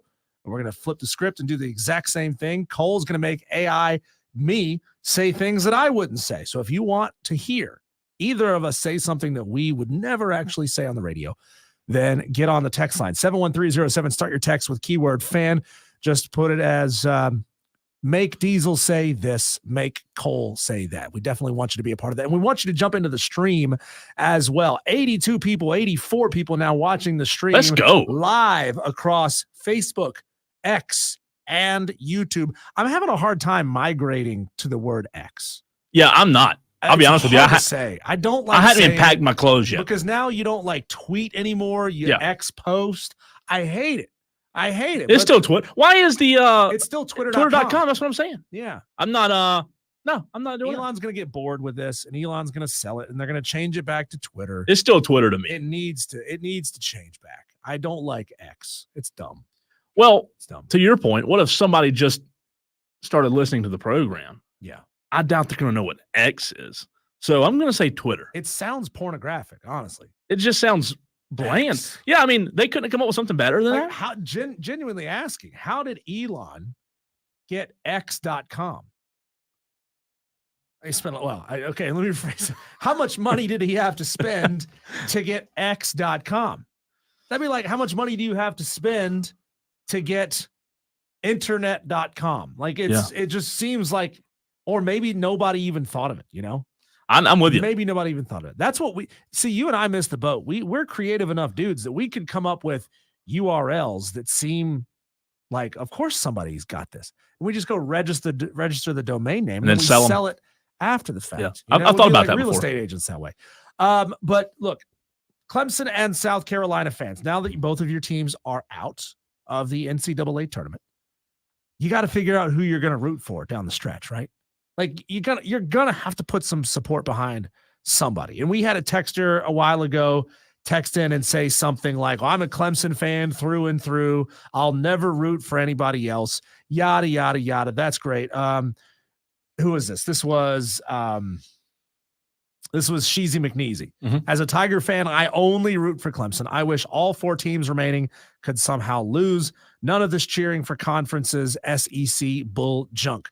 Well, that's great, Sheezy McNeasy. It's great to say it, but in the back of your mind, you still hope that one team wins it more than another team. So who is that for you going forward? You, Clemson and South Carolina fans who are still going to be watching. It's not like you turn this thing off, right? Like you don't shut off the tournament and say, it's been great up to this point, but I'm not watching anymore. If you say that, I don't believe you. It's like the people who would text into the show and say things like, well, you've made me mad. I'm never going to listen again. Yeah. I don't believe you. They always come back. Every single time. You always come back. This is very, very easy. I'll say the majority of South Carolina fans will be pulling for Alabama as they have for 50 years. Should they be, though? Well, Diesel, should they be? Maybe not, but they did it in football. They still do it in football, so why not keep doing it in basketball? You're saying that Gamecock fans are closet Crimson Tide fans? Look out the window. Let's do an exercise. Is the sky blue? Is the sky blue? Bold statement. Do you Gamecock fans agree? Come on, Diesel. You know it's true. Are you Gamecock fans closet Alabama fans? Do you live vicariously of through course Big they Brother In the SEC, similar colors. Of course. Yes. Wildly different levels of success over the course of your histories. But is that accurate? Gamecock fans, do you actually root for Alabama under your breath? I already have a text that says yes, by the way. Oh, come on. But on the No on the same note, let's be fair here. Let's be fair. This is very, very much the same situation for Clemson fans. Luckily, well, it's too bad Duke's not in this thing anymore, because we've learned that Clemson football fans are Duke basketball fans. A lot of them. I wouldn't say all of them, but a lot of them are. I think that both fan bases are in a good situation, Diesel, because they have an ACC team to root for if you're Clemson and NC State, and you have an SEC team to root for if you're South Carolina and Alabama. Well, here's where this gets dangerous, though. Yeah. If you are Clemson, yeah, and you think to yourself, oh, okay, well, I'll just go root for NC State. They're our conference brethren. They're still in this. Well, you got to recruit against NC State. Doesn't matter. Yeah, people don't care. Recruit against them. You got to play against the them. fans. If they win, they get better. They get more money. They get more attention, which makes things harder for you, and vice versa for South Carolina fans. If you root for Alabama to go win this thing, then you've got to recruit against Alabama. You've got to play Alabama occasionally and back. I don't know how many times they play them. I think they play one time this year. Is that right? Either way. Yeah, maybe once. Either way, you've got to play against them. And so you're making things harder on yourselves if they go and win a national championship. But then again, like, you want that conference pride. You want that conference recognition. The ACC, by God, the ACC needs it. They do. For the last 3 years, people have been writing off the ACC as a conference of the past. They used to be good. Yeah. In the 70s and the 80s and the 90s, the ACC was the cat's meow. They were the bee's knees. But now they've fallen off, and it's all Big 12, baby. Who's left from the Big 12? Luckily, South Carolina fans don't have to worry about Clemson anymore, and vice versa. Clemson fans in the Final Four don't have to worry about South Carolina fans being there, because the reality of it is, Diesel, if South Carolina were playing anybody, it doesn't matter if it's, Florida State or Ukraine or Alabama. It doesn't matter who it is. Clemson fans are going to be pulling. Ukraine? Yeah, they're going to be pulling for that team to beat South Carolina. However, both teams are eliminated, so it's not about like head-to-head, even though we did have a streamer earlier say this exact same thing I'm talking about now. He said, I don't care who it was. I was not pulling for Clemson. First segment of the show, we had somebody on the stream to say that. So my point is, there's really no – South Carolina and Clemson fans really don't have a dog in the fight either way in this. The common basketball fan, though, should – pull for whoever they think can take down UConn, right? The reality of it is UConn's better than anybody in the tournament. And they're not only better, they're way better than anybody in the tournament. So whether you're a South Carolina fan or a Clemson fan, whatever team you feel like has the best chance to take down UConn is who you should pull for. Alabama, they're going to have to play, and we'll talk about it, they're going to have to play a really, really good game to take them down. Yeah. But whoever you think can take them down, even in the national championship game, that's who you should pull for. Well, here's what we're going to do. Since we don't agree on this, we're going to put it up to the people. We're going to let them decide, okay? So we've got a poll up right now. Just went live at the Fan Upstate on X, Twitter. Clemson fans, now that the Tigers are eliminated, who are you pulling for to win it all? Alabama, UConn, Purdue, or NC State? I mean, do you root for the team that just beat you, that eliminated you, so that you could, give yourself a little bit of a Pyrrhic victory and say, oh, well, we lost, but we lost to the team that went on to win it all. Doesn't that make us feel a little bit better about getting knocked out by this thing? I mean, the easy answer is either UConn or Purdue. But I want to challenge Clemson fans and South Carolina fans to think critically about this, okay? Understanding that if you're rooting for a conference mate, things get harder for you going forward. Evidently, I woke up the texters. We are no more closet Bama fans than Clemson fans being closet Duke basketball fans, says a texter. Another text says, this Gamecock is rooting for NC State. NC State gets Clemson more money, says a texter. Another text says, I'm a Gamecock and am pulling for NC State for my father-in-law. And lastly, on the text line. Johnny Carrots checks in. He says, I'd rather UConn win than NC State. No conference alliance. Definitely don't want somebody we're recruiting and playing. And yes, that's the logical thought, as Diesel said a minute ago. But at the end of the day, fans don't always think logically. And on the flip side of the coin, that is why the ACC is crumbling, because you guys can't pull for each other. You want each other to lose. The SEC, as incestuous and weird and lame as I think it is, y'all pull for each other. I think a lot of Clemson fans, though, I don't know how many, what percentage, but I do think a lot of Clemson fans will pull for NC State. Not because they can beat UConn, but I do think that, and again, each fan base is split, right? Everybody has a different opinion, and not all fan bases are the same, but I do think there are a lot of Clemson fans out there who will pull for NC State. I don't think there are any Clemson fans out there who will obviously pull for Alabama, since that's the team that knocked them out. So you can take Bama out of the conversation. They shouldn't pull for them. Clemson has no reason to pull for UConn or Purdue. So because of that, I think they do pull for NC State. I mean, I'm pulling for NC State now because I love the story. I love the underdog. I like. Oh, me too. Shouldn't be here. I mean, think about the fact that NC State is on a 9-game win streak. They were on a 4-game losing streak before this started. I mean, they have literally been playing for their lives. It's crazy. For a month now. And they have stepped to the occasion. They have risen to the occasion every single time. And it's just outstanding to know that this can still happen. I love NC State at this point, and I never thought I would say it. You didn't think you'd say that? Growing up in the state of North Carolina, there was a rhyme, okay? It went, Duke is puke, Wake is fake, the team I hate is NC State. And so you know the rest of it? Ingrained in me. No, I don't. Duke is puke, Wake is fake, the team I hate is NC State. You can't get to heaven in a red canoe. That's why God made the skies Carolina blue. Oh, okay. It's a little Tar Heel. Oh, man. Now that you know that. I didn't realize I've been singing a UNC song for years. Yes, Diesel, the UNC fan. Oh, man, I feel like I need to cleanse myself. I need to wash my mouth out and remind people that North Carolina, the bastion of academic integrity that they are, were guilty of 30 years of systematic academic fraud. Oh, I love it. I love it. All right. Underwater basket weaving classes. Speaking of the controversy, there's more controversy to come. We did not disagree on that topic. Diesel and I didn't, but I can assure you that the next 3 topics we will also disagree on. It's time now for the 5 o'clock fight. Coming up next, right here, he's Diesel. I'm Cole Bryson, exclusively on the Fan Upstate.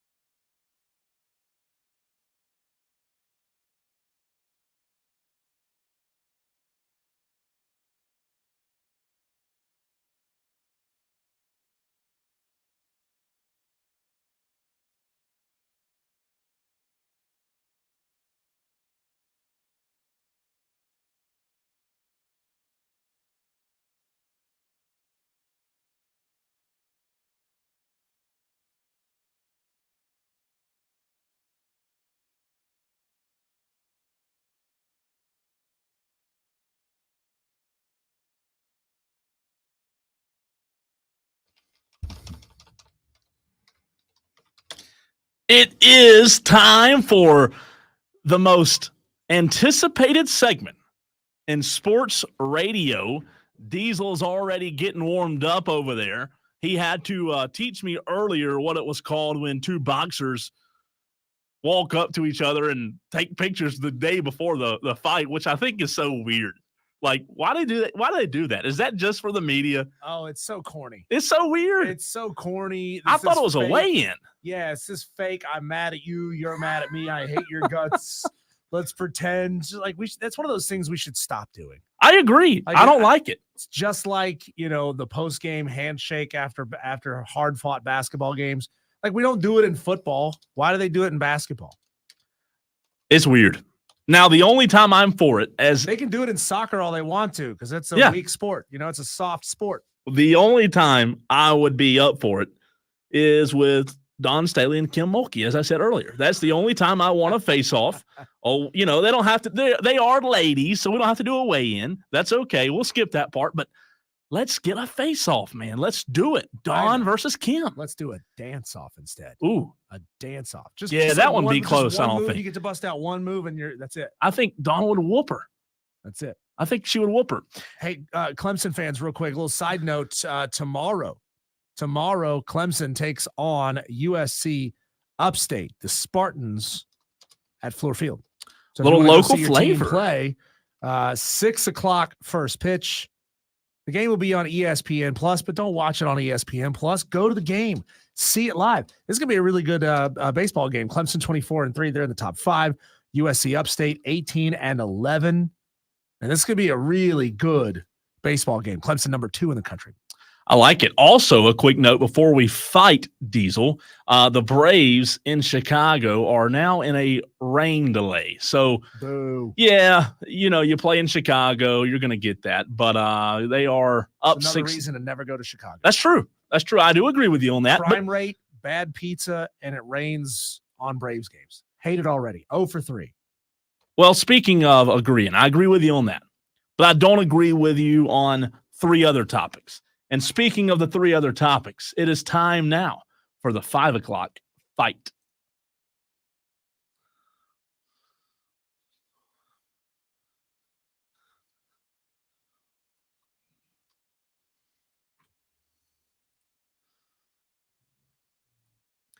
As Diesel will tell you a little bit later in this segment, you, the Tolo, can participate in this topic in a really unique way.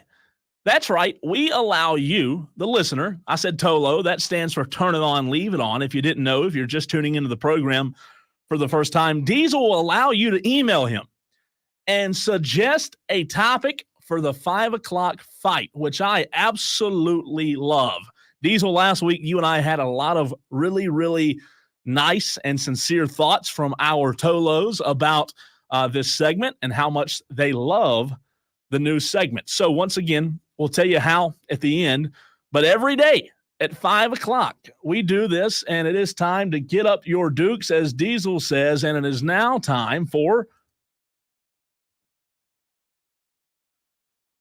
I will ask the question that Diesel proposed earlier in the program. If you missed it, Diesel asked the audience, did Alabama win on Saturday, or did Clemson choke it away? Diesel, for those that didn't hear it, you say Clemson choked. Clemson choked on the free throw line and absolutely lost this game. A lot of credit goes to Alabama in the way they shot. But even as well as Alabama was shooting the basketball from 3, all Clemson had to do was shoot their season average from the free throw line, and they would have been leading the game with a minute to play. Everybody keeps talking about Sears, the guy that hit 7 3-pointers for Alabama. Great. That's awesome. But even through all of that, Clemson hits their season average, 78% from the line. They're leading that game. They shot 50%, missed on a lot of front end of 1-and-1s. That's what cost Clemson the game. Speaking of Sears, not the old store, I'm talking about Alabama's Sears. That is why I say Alabama won it. They shot the absolute lights out on Saturday night. They rebounded the ball better than Clemson. They played a more up-pace tempo than Clemson did.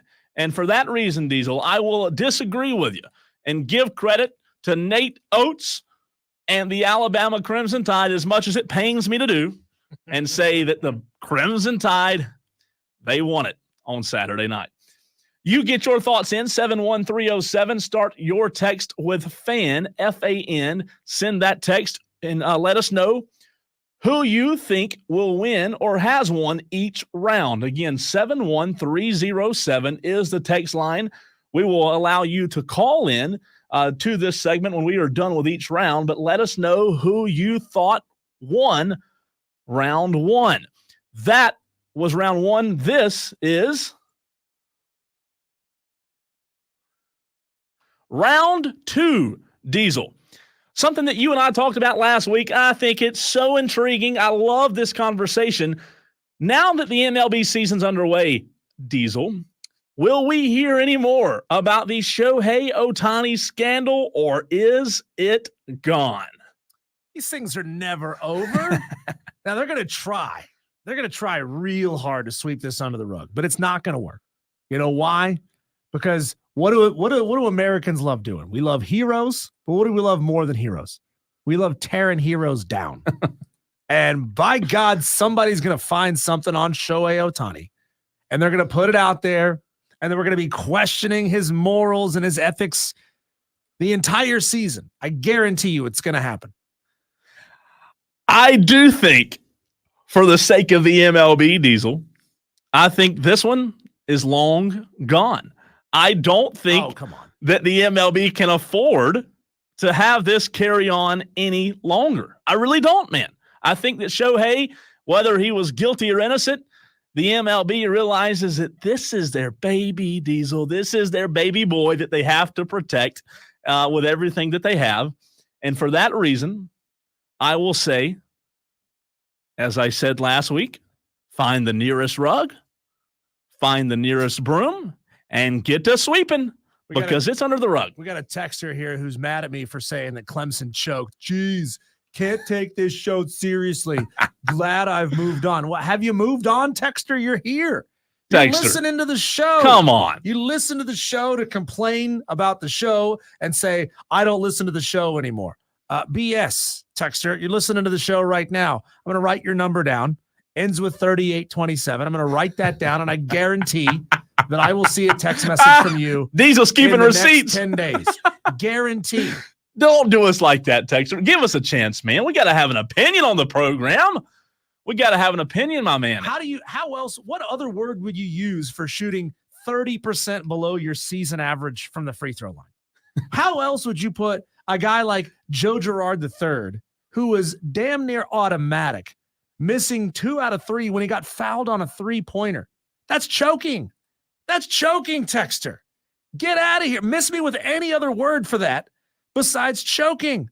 Clemson missed free throws that they otherwise wouldn't miss in a big game. That is the definition of choking. You're lucky I didn't say that it was Clemsoning. Oh, no, I don't want to go there because I don't want 10 people texting in saying, I'm not listening to this show anymore. Never. We're done. Let us know who you like in round 2. Now that round 2 is complete, Shohei Ohtani, is it gone now that baseball season has started, or will we hear more? And the final round of the day. Should Caitlin Clark, Diesel, I love this question, by the way, should they take the $5 million offer from the big 3? Absolutely not. Ooh. No, she should not take the $5 million offer from the big 3. Wow. You know why? You know what that would make her? That would make her a clown. It would make her a clown to take a big payday to go play in a men's 3-on-3 league. I mean, seriously, what better way to ruin any and all momentum that you've built for the game of women's college basketball if what you do with it is chase a payday in a cut rate men's league? like the 4th or 5th best men's league.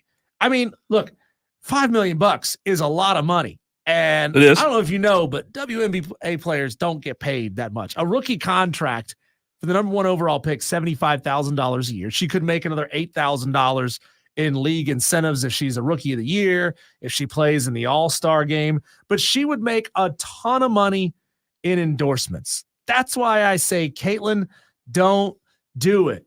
Don't degrade yourself by playing in the Big 3 league. You've helped grow the women's game. Continue to grow the women's game. Don't be a sideshow in the men's game. I say take the money and run. $5 million. Are you kidding me? Let's do it. Hand it. Do you want it in cash? How do you want me to? How do you want me to write the check? We can direct deposit it. I'll drive and pick up the $5 million. It doesn't matter. I'll book a flight, Diesel. I'll do walk for $5 million. That's exactly right. No, Caitlin's got NIL deals right now with Nike, Gatorade, Bose, State Farm, Buick, Hy-Vee, not sure what that is, H&R Block, and Topps playing cards. Wow. You have to assume that she's, with her relationship, she has the potential to bring many or most of those clients with her into the WNBA and keep endorsing those products. Look, $83,000 a year is not a lot of money. It's more money than a lot of Americans make. So, and she would still be making $83,000 a year to go play a game.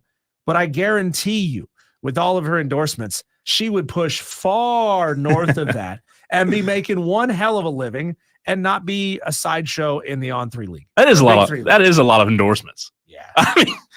What did you read off? 8 different endorsements? Are you telling me that Nike is all of a sudden going to say, nah, Caitlin, you're not in college ball anymore, not interested anymore?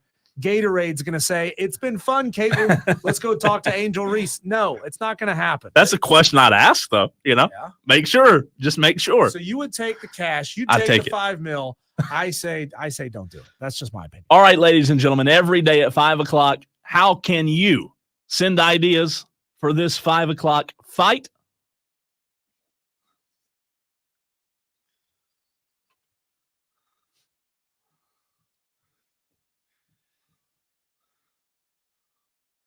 That's right. You can submit them. Submit your topics to Diesel. He will add them. We have had some Tolos already do that, Diesel, and we are very much appreciative of that. JD in Simpsonville has been great, throwing us a couple of fights. We will fight about literally anything. Anything. Doesn't have to be sports related. Sports or otherwise. We will fight about it. Just send me an email, diesel@thefanupstate.com. Just put the word fight as the subject of your email, and Cole and I, will fight about it on the next show. Especially food. Yeah. Is there anything we can argue more about than food? Come on. What are me and you more passionate about? We could do 4 hours of food talk if we wanted to. Spend 4 hours just on mayonnaise. and people on this station have done that before. Mayonnaise Not saying any names. Over an hour of airtime on this station before. Over an hour? Yeah. When Carlos with a K, Carlos Ortiz from New York City started talking about mayonnaise. Really? The fact that he had never had Duke's mayonnaise. Oh, it lit up. We had a Tolo, a P1 of the Fan Upstate, send him 2 big jars of Duke's mayonnaise. And he's like, I see the light. I understand. I have learned today that I have erred my entire life up until this point by eating these imposter mayonnaises that are not Duke's. People love their food, man. They love their food, especially in the South. But we appreciate you being a part of the 5 o'clock fight. Let us know who you side with. 71307 is the way you can text the program. Start your message with FAN. You can also call away, 844-FAN-PHONE. 844-FAN-PHONE. There's so many ways to reach us. We really appreciate those on the stream as well. Diesel and I are on Twitter. He's at Diesel on Radio. I am at the Cole Bryson. So many ways you can watch, listen, be a part of this very program. We are up to 95 people watching the stream right now. Help us out. Help us push this thing to 100. We saw 100 last week, didn't we? We saw them as 200 last That's right. week. Yeah. We are live on Facebook, on YouTube, and on Twitter. Just search for the Fan Upstate across any of those, whichever one you like the best. Do us a favor, hit the like button, post a review, whatever it is, hit the subscribe button, help us grow all of these channels. We need you on this. Madcraft says, Diesel's been repping UNC this whole damn time. That goes back to the Duke is puke, wake is fake. The team I hate is NC State. I had no idea that I was singing a Tar Heel nursery rhyme my entire life, and I feel dirty. I feel like I need to take a lime bath. We'll get you a blue Carolina blue shirt if you want it, Diesel. Ew, no. Brian Pettit says, hi, guys. Hi, Brian. We appreciate you watching the show. Thank you so much. Brian, what do you want us to fight about on the next 5 o'clock fight? We would love for you to drop a comment. Whatever platform it is, looks like you're watching on Facebook, whatever platform it is that you're using. Coming up next on Wire to Wire with Diesel and Cole Bryson, where does Clemson basketball go from here? Now that they are eliminated, there's been some rumblings with regards to Brad Brownell's contract. We'll start to break some of those down, and we'll get into this next here on Wire to Wire with Diesel and Cole Bryson on the Fan Upstate.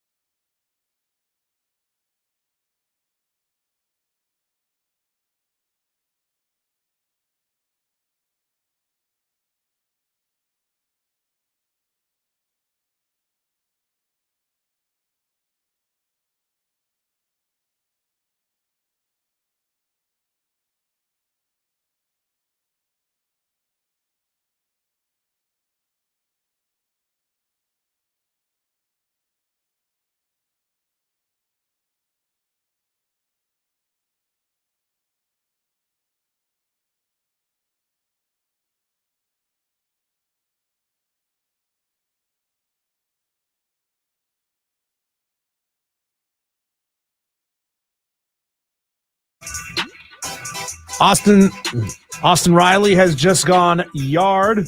Ouch. 9-0. Bottom of the 8th. Atlanta Braves just pouring it on in rainy, nasty Chicago. I love it, man. I love it. So pour it on. Now that Clemson has been eliminated from the NCAA tournament, tying their greatest season ever as a program, where does Clemson go from here? We know that Brad Brownell does not at the moment have a contract extension in place. His contract ends in 2026. So where do they go from here? Is this season, like we talk about expectations with Clemson basketball, and we talk about how a season like this should raise the expectations for Clemson basketball. But I'm not so sure, and you're going to say, of course you feel this way, Diesel. I'm not so sure that what they've achieved this year gives Brad Brownell an automatic contract extension. I'm never listening to this show again. Yeah, sure. When I said Clemsoning, Texter said, too far, Diesel. That term is expired. Texter, that term will never expire so long as it gets people's goats like that. You know, it's a great question. And now that the season is over, you have to ask it. I want to ask that question because I think it's valid to say if Clemson's expectations have increased and Brad Brownell does not, I'm not saying repeat as in the sense of making the Elite Eight next year, but I'm saying repeat as in another 20-plus win season, top half of the ACC, making the NCAA tournament. That's the minimum expectation for Clemson basketball. And we know that that's going to be hard to do with so many key players leaving next year. Then again, we had Nate Oates make the Final Four with 9 new people in his program this year. Yeah. So the transfer portal is a fantastic way to restock. The transfer portal giveth and the transfer portal taketh away. Didn't you say Virginia Tech lost their entire starting 5? They did. Brutal. They did. But you're right. UConn also lost 4 out of 5 from last year's squad. I'm talking about starters. Yeah. With Brad, I say he's still got 3 more years on his contract, 24, 25, 25, 26, and we assume, but we don't know for sure, 26, 27. Yeah, where does that end? 2 or 3 years for sure, right? He's got 3 years left on his current deal. And this is where I caution Clemson fans. This is where I caution Graham Neff. Make Brad Brownell show it to you, not just one time. Like you said it yourself. Clemson was days away from firing Brad Brownell like a week and a half ago. They were right there on the edge of firing him. And then he did exactly what he needed to do to save his job exactly when he needed to do it. So I look at this situation and I say, well, can he do it again when a large chunk of his team is gone? Or are Clemson fans going to use that as an excuse next year and say, well, it's okay that we went 500 on the season because, well, Brad took us to the Elite Eight last year and he lost PJ Hall and Chase Hunter and Joe Girard. It's okay. See, this is where Clemson fans get into the trope of living on past successes. You shouldn't be looking in the rear view. You should be looking forward. And I say, it's not time to pull the plug and fire Brad Brown. Now, that's ludicrous to say. I'm just saying, make him show it to you more than once. I don't disagree with you. Here's what I would do. If I'm Graham Neff and if I'm Clemson, I do think that he has earned something because of the Elite Eight appearance, right? He did take Clemson to an Elite Eight. They did overachieve this season. So what I would say, what I would suggest, and what I think they should do with Brad Brownell is say, all right, we're going to absolutely give you 1 extra year on your deal. Now, what that extra year is going to allow us to do is it is going to allow us to allow your original contract to expire and then give us 1 full year after that to see where things are. So if you're Clemson, He has 2 to 3 years left now on his current deal. I would allow those 2 to 3 years to play out. Go ahead and give him an extra year. My initial thought, Diesel, was just let it play out. However, after thinking about it, you do have to be rewarded for going to an Elite Eight, in my opinion. I wouldn't give him any more than a year, but I would say rewarded by cash. All these coaches have monetary incentives in their contract for achieving this, or this. For sure. So he is being rewarded. Yes, but I mean in terms of job security, I do think I hear you on the monetary reward. I just think on the job security, you say, look, we're going to give you an extra year for getting to the Elite Eight, and that will give you 3 to 4 years, 3 to 4 more years guaranteed at Clemson. So if you're Clemson, if you're Graham Neff, what I would do is, now that he has 3 to 4 more years left, after you give him that year, you allow those 3 to 4 years, because you got to remember, Graham Neff just got there just over a year ago. You allow these next 3 to 4 years to give you a sample size of Brad Brownell in the current era of college basketball with the transfer portal, with NIL. Has Brad been really, really good for his entire tenure at Clemson? No, he hasn't. We all know that. However, with the landscape of college basketball changing every single day, let's see if the portal is something that could be a benefit to Brad, and do allow him to reshift this roster for next season, so that maybe this can be a trend. Because if Diesel, I will say this, if we didn't have the portal and we didn't have NIL, I think you would already have your answer on Brad Brownell. You have plenty of a sample size, right? You have plenty of years of Brad Brownell not being consistent. So I say, all right, with the landscape of college basketball being what it is, give him the extra year. Now let's see, Brad, you get 3 to 4 years, prove yourself, prove to us that you deserve a long-term extension. I'm not committing to anything long-term, Diesel, but I would give him a year.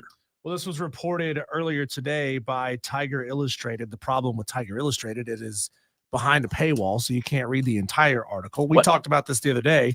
Are you willing to pay money? Have you paid yet? No, it'll be on Twitter. The moment something actually happens, it'll be on Twitter.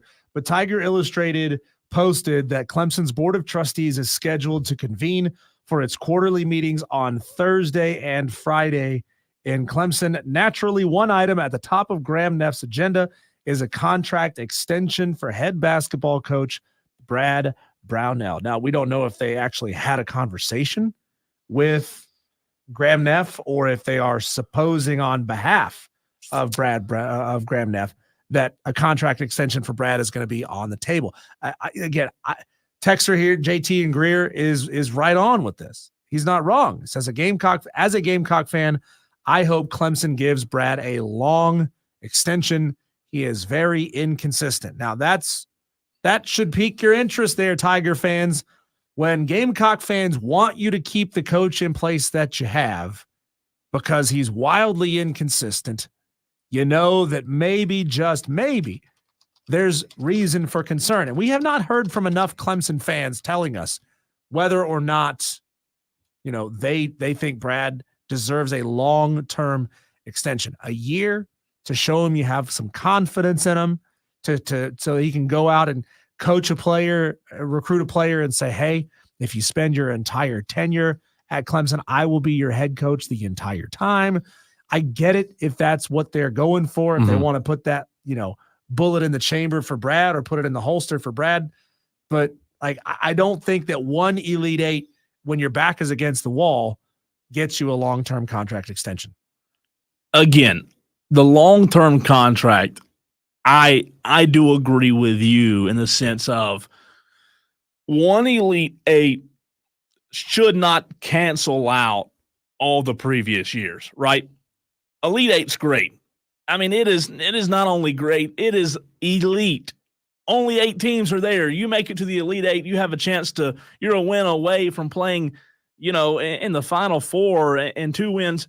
You see what I'm saying here? So my point is, you should be rewarded in some capacity. However, if the situation was different, Diesel, to where Brownell was new at Clemson, maybe kind of like, the coach in Columbia, maybe I'd say, you know what, he deserves the benefit of the doubt. And yeah, you do need to sign him to a long-term extension. However, the only hesitation that I have is the past 15 years. Now, I'll tell you what I do think will happen, not what I think should happen. What I think will happen is I think Graham Neff will sign Brad Brownell to a long-term extension. I really do. Oof. I think he will. Oof. I think Graham Neff saw what he needed to see from Brad this season, and you will see in the coming days Brad Brownell receive a long-term extension. So let's get into some on-the-court stuff. Instead of off-the-court stuff, let's get on the court.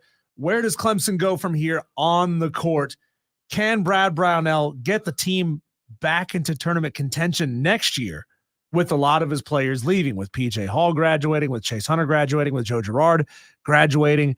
We're going to have to see if Clemson wants to become a transfer portal destination school. Now, that's not to say that Dabo Sweeney's policies are going to have any effect on the basketball program whatsoever. I mean, the boosters are the ones putting this NIL money up. It's not like it's the university, trying to say, can we slide this into our budget to throw another $100,000 into the NIL pots, and then maybe we can get the transfer from here or the transfer from there. All of this comes from boosters. Yeah, and the All collectives. of this comes from the collective. So the real question, a new question to ask here is, will the collectives, those who are actually putting their money into collectives, which I have said time and time again, I think anybody who puts their money into an NIL collective to pay a player who could up and leave in a year, you're idiots.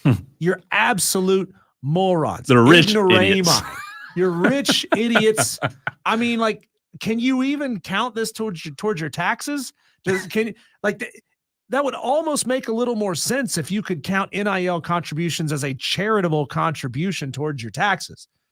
But we're going to see if Clemson's NIL boosters will look at this as a reason to start throwing more money out there so that Brad Brownell can say, ooh, I don't know what Joe Girard's NIL deal was that got him there, but let's just say it's $25,000. I don't know.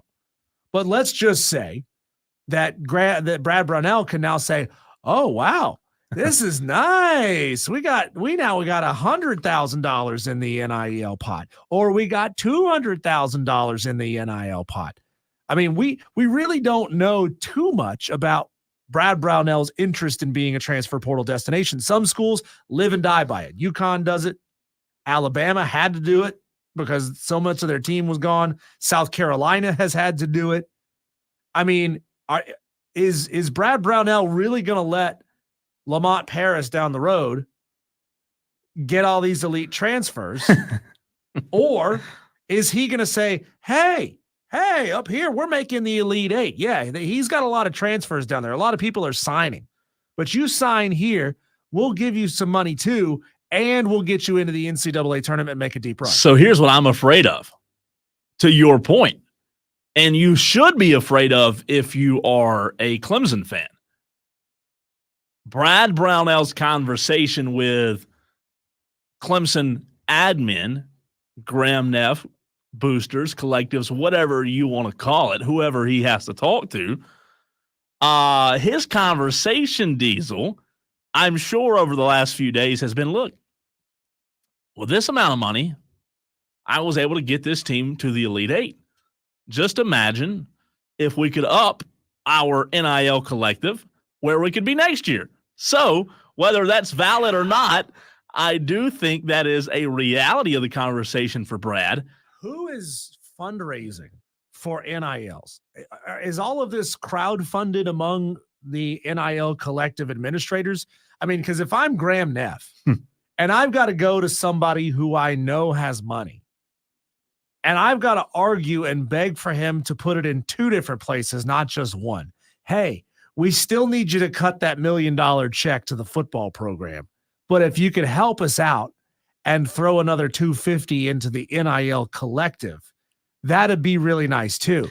So now he's robbing from Peter to pay Paul. He may be. That is a fascinating question. I don't know how those things are fundraised. But I'll say this. I hear what you're saying, But the reality of it is, Diesel, and I don't think this would ever be said from Graham Neff, but the reality of it is you could, if you're Graham Neff, if you're the booster, Diesel, and I'm Graham Neff, and you want to ask a question or raise a question of, well, I already give $1 million a year to football. Well, Diesel, my basketball team was in the Elite Eight. Yeah. Football hasn't been competitive.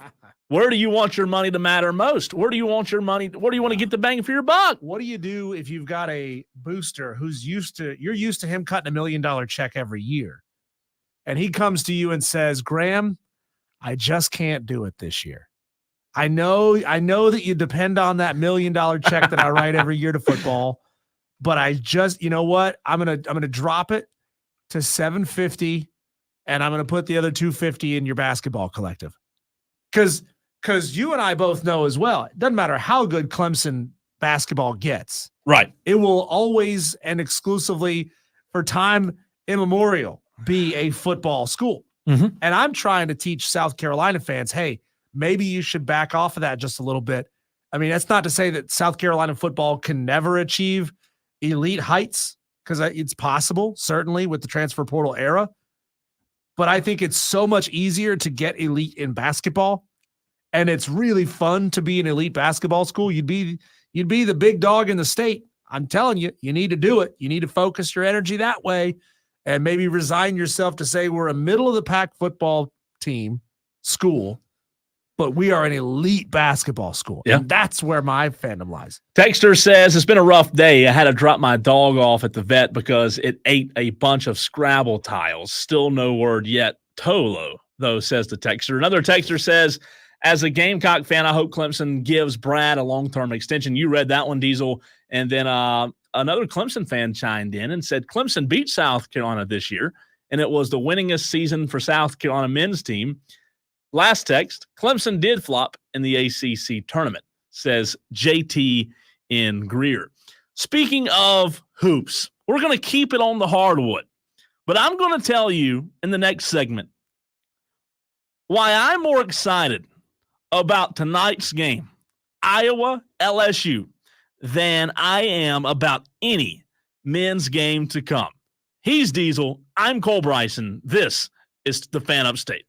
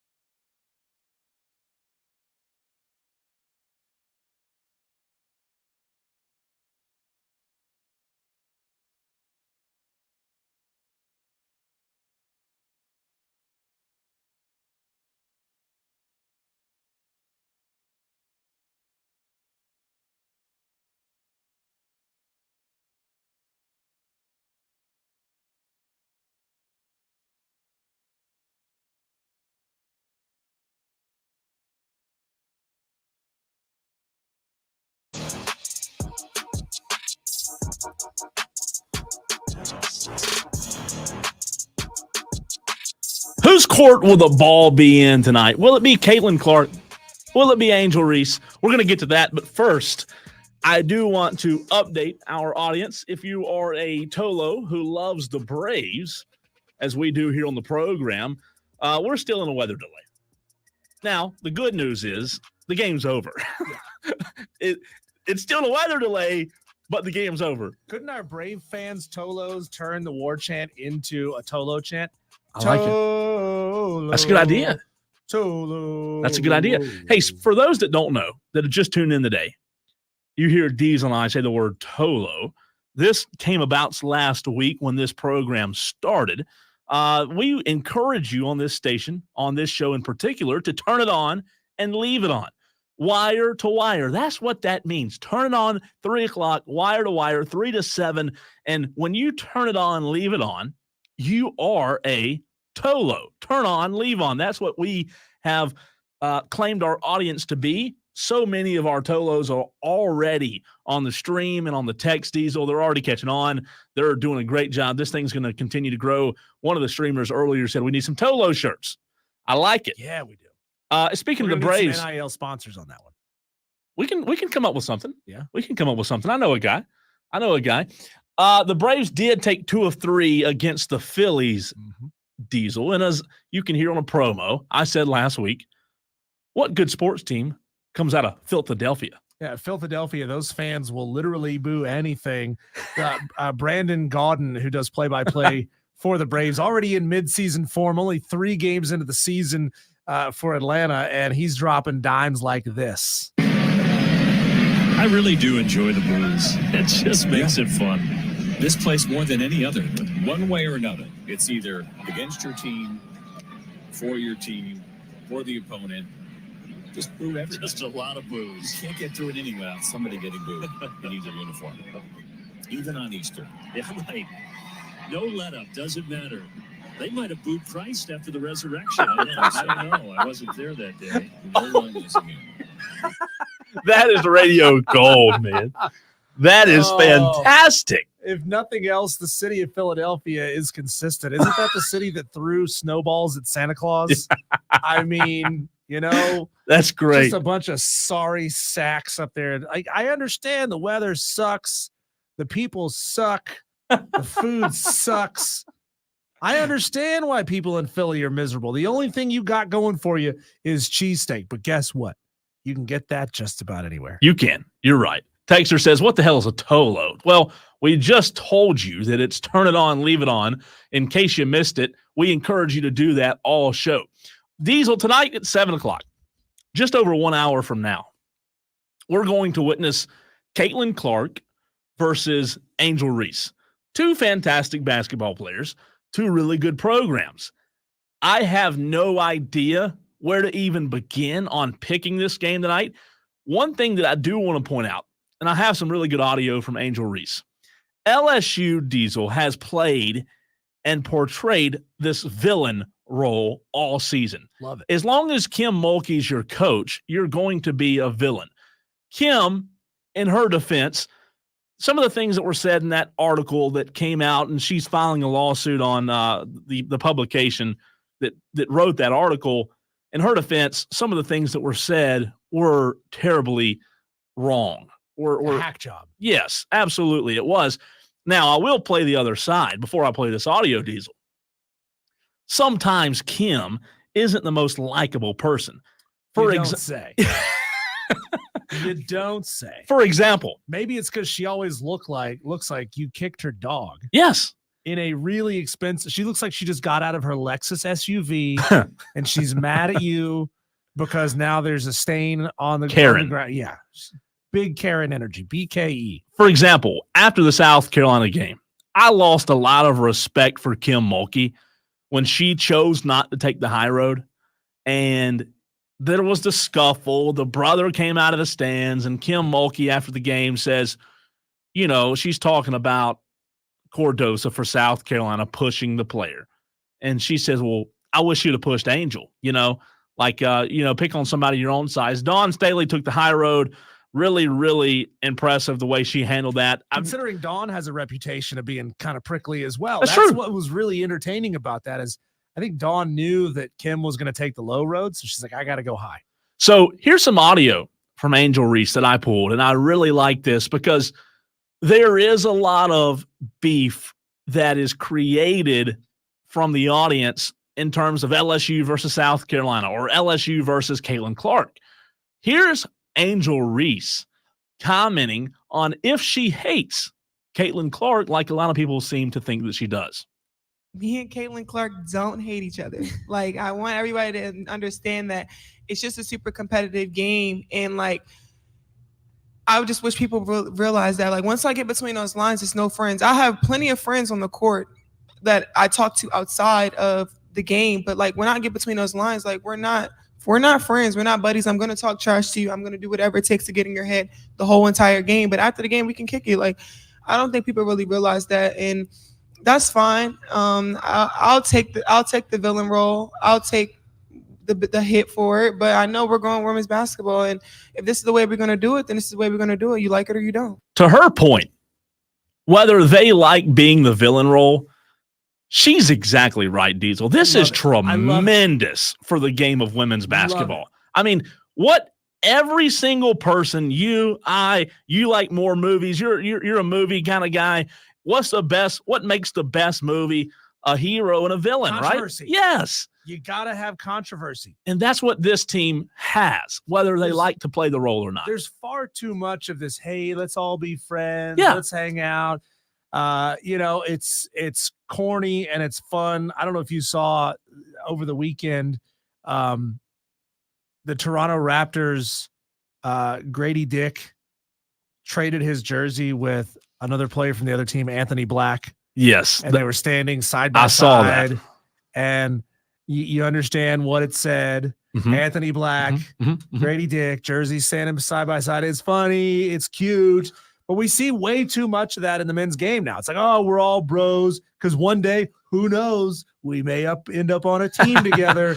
No, man, I love this killer instinct that the women's basketball has. I mean, let's say it like it is.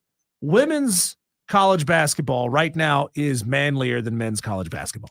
It's true. It's just absolutely true.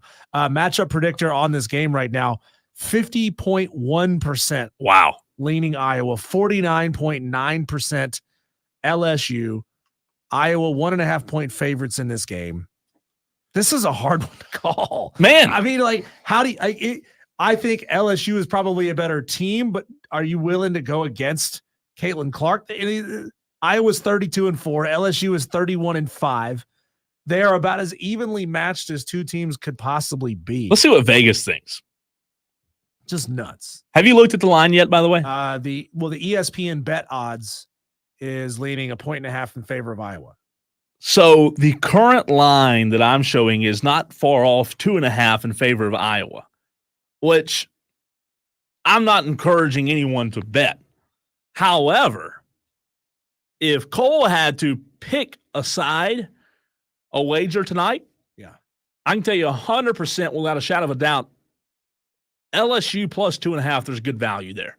And if you are someone who does gamble and you can buy a couple of points and maybe even get it at 3.5 or 4.5, obviously your value is not going to be as good. But I would, if I gambled on the game tonight, which I may, I would definitely see value in LSU because as a team, Diesel, you're right. This is so hard to pick, but as a team, I think LSU is the more talented team.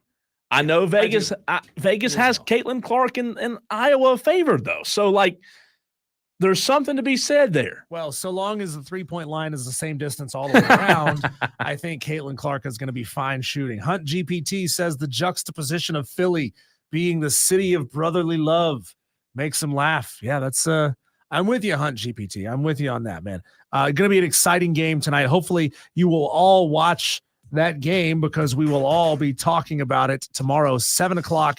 ESPN is where you'll be able to watch that one. And that's another reason why I like the women's tournament. It's because you can find the games. Easy. I hate having to go to my phone to find out what channel is showing the game so that I could go find, like, it's just enough with these streaming platforms splitting games. across so many different ways to watch. When we come back, we had a fantastic conversation earlier in the show with Chase Justice of WIFF4. He is traveling with and covering the Lady Gamecocks in the tournament. We'll have a great conversation with him, and you will hear it next, right here on Wire to Wire with Diesel and Cole Bryson, 97.7 FM in Greenville, 97.1 FM in Spartanburg, and everywhere on the free Odyssey app.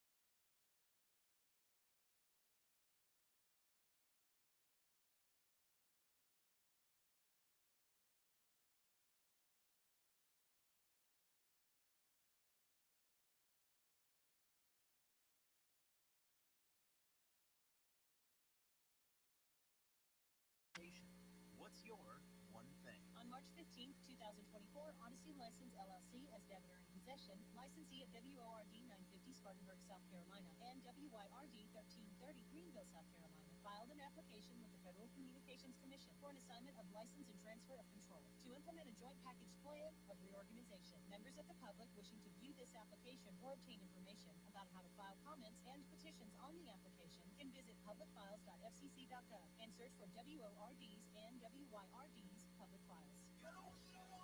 Get the one and done you want for your dog's monthly protection.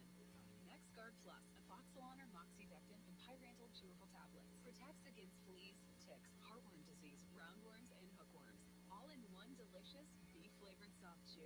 Use with caution in dogs with a history of seizures or neurologic disorders. Dogs should be tested for existing heartworm infection prior to starting a preventive. Ask your vet about NexGard Plus chews.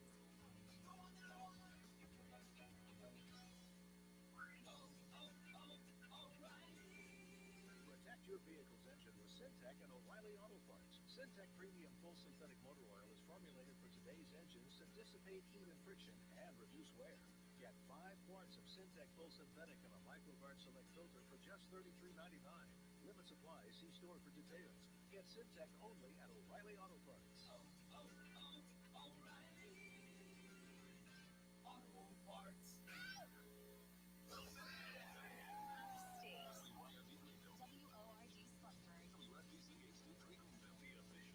Voice of the Upstate fan. CBS Sports Radio. Always live on the Philadelphia. Ready? Let's go.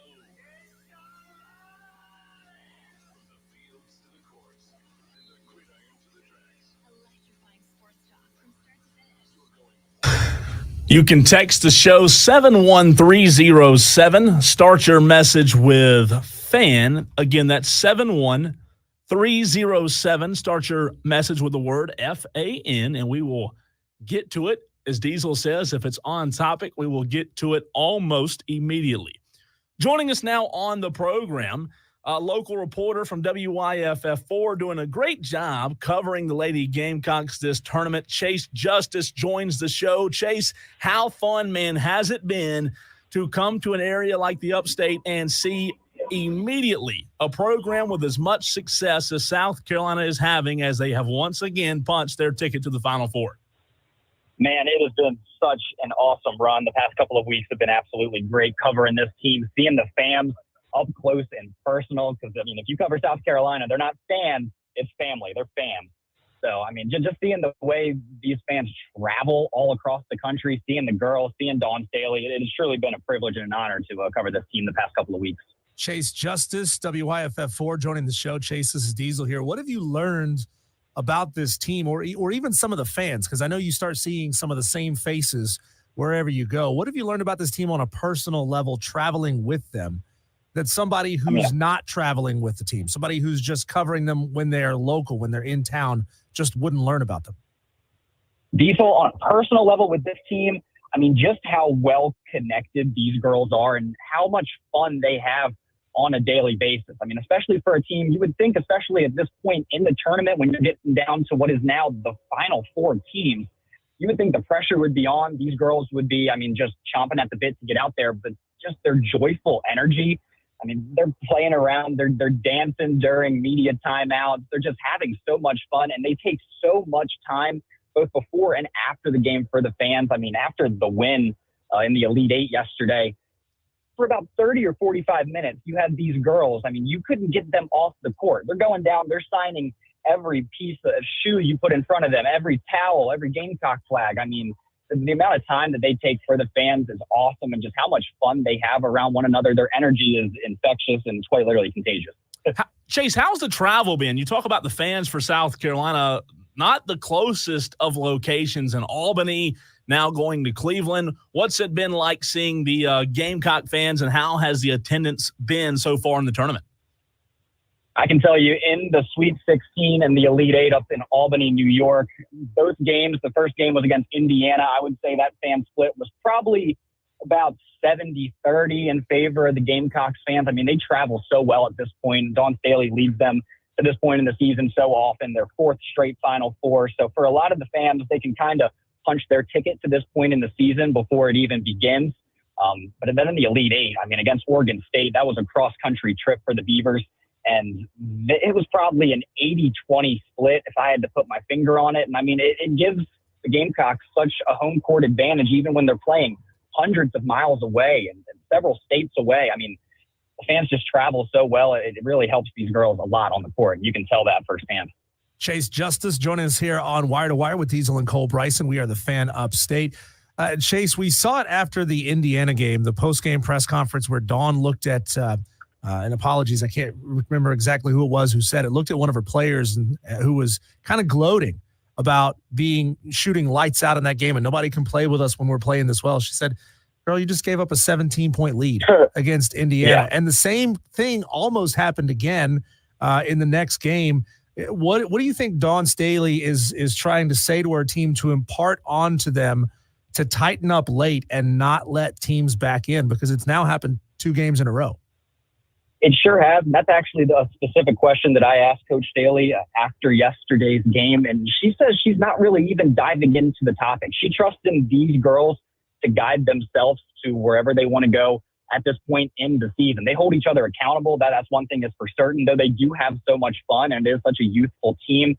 I mean, they want to win just as much as everybody else. But it certainly is apparent the past 2 games, it seems like they'll jump out to a double-digit lead and they'll slowly allow the opposing team to scratch and claw their way back into the game. Maybe that's just the youthful nature of the team. It seems like especially once the fourth quarter rolls around, nobody really wants to take the game into their own hands. There's no one girl that really wants to go up and take that game-winning shot. So it'll be interesting to see how that transitions over into what will be the Final Four. I do like the matchup against NC State, another 3 seed, who's a very dangerous team. But, I mean, South Carolina, I think their biggest asset right now is their depth. They have 10 girls on the entire roster, and top to bottom of the 10, 9 girls average more than 17 minutes. I mean, they have an entire bench, a second 4 games that not outscores the opposing team's starters. So just the amount of times they can roll through with different units and keep fresh legs on the court. I mean, they just hit you in so many ways. It is so unique to just what South Carolina can do. I'm not sure there's any other team in the country that is as deep, top to bottom, filled with as much talent than the Gamecocks are rolling out this season.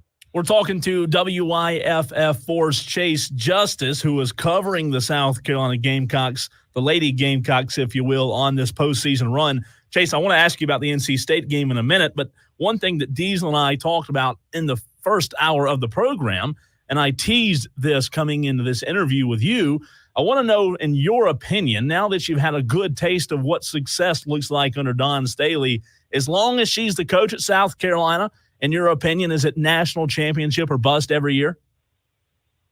It's tough to say national championship or bust, but Dawn Staley, I mean, 4th straight Final Four. If they were to win the national championship this year, it'd be their 2nd national championship in the past 3 seasons.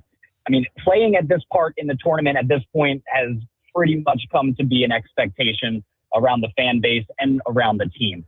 Now, national championship or bust, that might be a little lofty just because of how many other talented programs there are in college basketball. When you're looking at Iowa and Caitlin Clark, what they've been able to do, they're the team that knocked them out last season. LSU and Angel Reese, Kim Mulkey, how much talent that team brings to the court, and even out west, Stanford. You still have UConn on the East Coast. So I wouldn't quite call it championship or bust, but to say them returning to the Final Four was an expectation, I would say that's about as true as it can be. Find him on Twitter at Chase Justice TV. Works with WIFF4, traveling with the South Carolina Lady Gamecocks, covering them on their run through this tournament. You brought her up. We've talked about Caitlin Clark on this show already today, Chase, and just the mainstream nationwide marketability that she has that really sets her apart from other players. I mean, the list of brands that she works with is just huge. To your mind, is there a player on the Lady Gamecocks roster right now who could set up to be the mainstream marketable star in women's college basketball? Because, the game is going to need Caitlin Clark-like stars going forward to keep this wave riding high. Absolutely. And I will start with what I'm going to call the Caitlin Clark effect of women's college basketball. They were another team that were placed in the Albany regional, different region than South Carolina, but they still play at the same location in the Sweet 16 and the Elite 8. They're going to play LSU tonight. The Caitlin Clark effect is real. I mean, that is the one girl, and she has captivated young basketball players far and wide. The amount of fan turnout in Albany for Caitlin Clark, which again, Iowa, several states away, it's not all genuine, true Hawkeye fans. But I mean, you just see so many young girls wearing Iowa shirts, wearing Caitlin Clark jerseys. It is truly awesome to see. But on the other end, when you're talking South Carolina, if there's one girl I will say could have that same effect, it would be the true freshman, Mylasia Fulwiley, the guard. I mean, you see how dangerous she is in transition. Her handles, I like to call her Kyrie Irving, just the way, I mean, she has a God-given talent and ability when it comes to handling the basketball in transition. She just recently inked the NIL deal with Steph Curry's brand. I believe she's the only female athlete to do so. So, I mean, she's putting the world on notice. I think she's something that has that marketability and potential star power. You're already seeing it with the brand deals and the NIL endorsements. And I mean, her play on the court speaks for itself. She, as a true freshman, she was the leading scorer for South Carolina up until the last game. And as a true freshman, I feel like Dawn Staley's pulled the reins back a little bit on her, but I mean, she's as talented as they come, and with the ball in her hands in transition, I mean, she's the fastest girl on the court. She has unlimited range, and I think she certainly could live up to that Caitlin Clark type of. Chase, 4 days away from NC State and South Carolina. I want to ask you this. Covering the team as close as you have, you can kind of gauge and pick up on things that, you know, the average listener can't or the average fan can't. When I think about this game, my initial thought is, man, how does South Carolina play this game on Friday and not overlook the fact that, you know, I don't want to call it a trap game, Chase, by any means, but how do they play this game and stay focused on NC State? Because we all know that either Iowa or LSU could very well be the next opponent, and what a huge game that would be for South Carolina. Do you get a sense of any kind, Chase, that South Carolina could look ahead and this could be a trap game? No, I certainly do not get that sense at all from covering this team, from talking to Coach Dawn Staley, and specifically I'll point at this. The way last season ended in the Final Four, everybody had South Carolina penciled into the championship. I mean, this is the second straight year they entered the Final Four with an undefeated record. But I mean, last year, the way it ended in such a heartbreaking fashion with all of those seniors, the freshies that, I mean, they were there through and through, won that championship in 2022. And just about everybody had anticipated that was going to happen again last year, and it didn't. So for, I mean, all the returning players, I believe 6 or 7 of the girls are returning from last season's team. They felt that heartbreak. They felt what it was like to make it all the way and have their season just come to an end before their very eyes. I think they're playing with a new sense of urgency this season. They're taking it one game at a time. And from speaking with Coach Staley, I mean, talking to her, there's only 4 teams left in the entire tournament. Everyone that's made it this far is here for a reason. I don't get the sense that they're going to overlook any team, but I mean, NC State, they're sneaky good, and especially for a 3 seed, you can't count them out because they have some talent on the court. What would be the more compelling storyline? Should South Carolina get past NC State, make it to the finals? I mean, it's like choosing between 2 kids. What would be the more compelling list of storylines? Caitlin Clark in Iowa or rematch again against LSU? I mean, with the Caitlin Clark effect and how great she is for the sport of women's college basketball, it's hard to go against that. But I mean, just the way that the LSU team has battled with them year in and year out. We saw it in the SEC championship game, the way that it ended, how chippy that game was. You can tell there's a bit of animosity between those 2 teams. I think LSU would be the more compelling matchup, SEC versus SEC. But again, no shortage on the Caitlin Clark side, the way last season ended, just how talented of a player she is. I don't think you have a losing option here when you're talking about a potential national championship matchup. Good answer, Chase. Great answer. That's the answer I was hoping for, because that's the matchup that I want to see for sure. LSU, Carolina, round 3.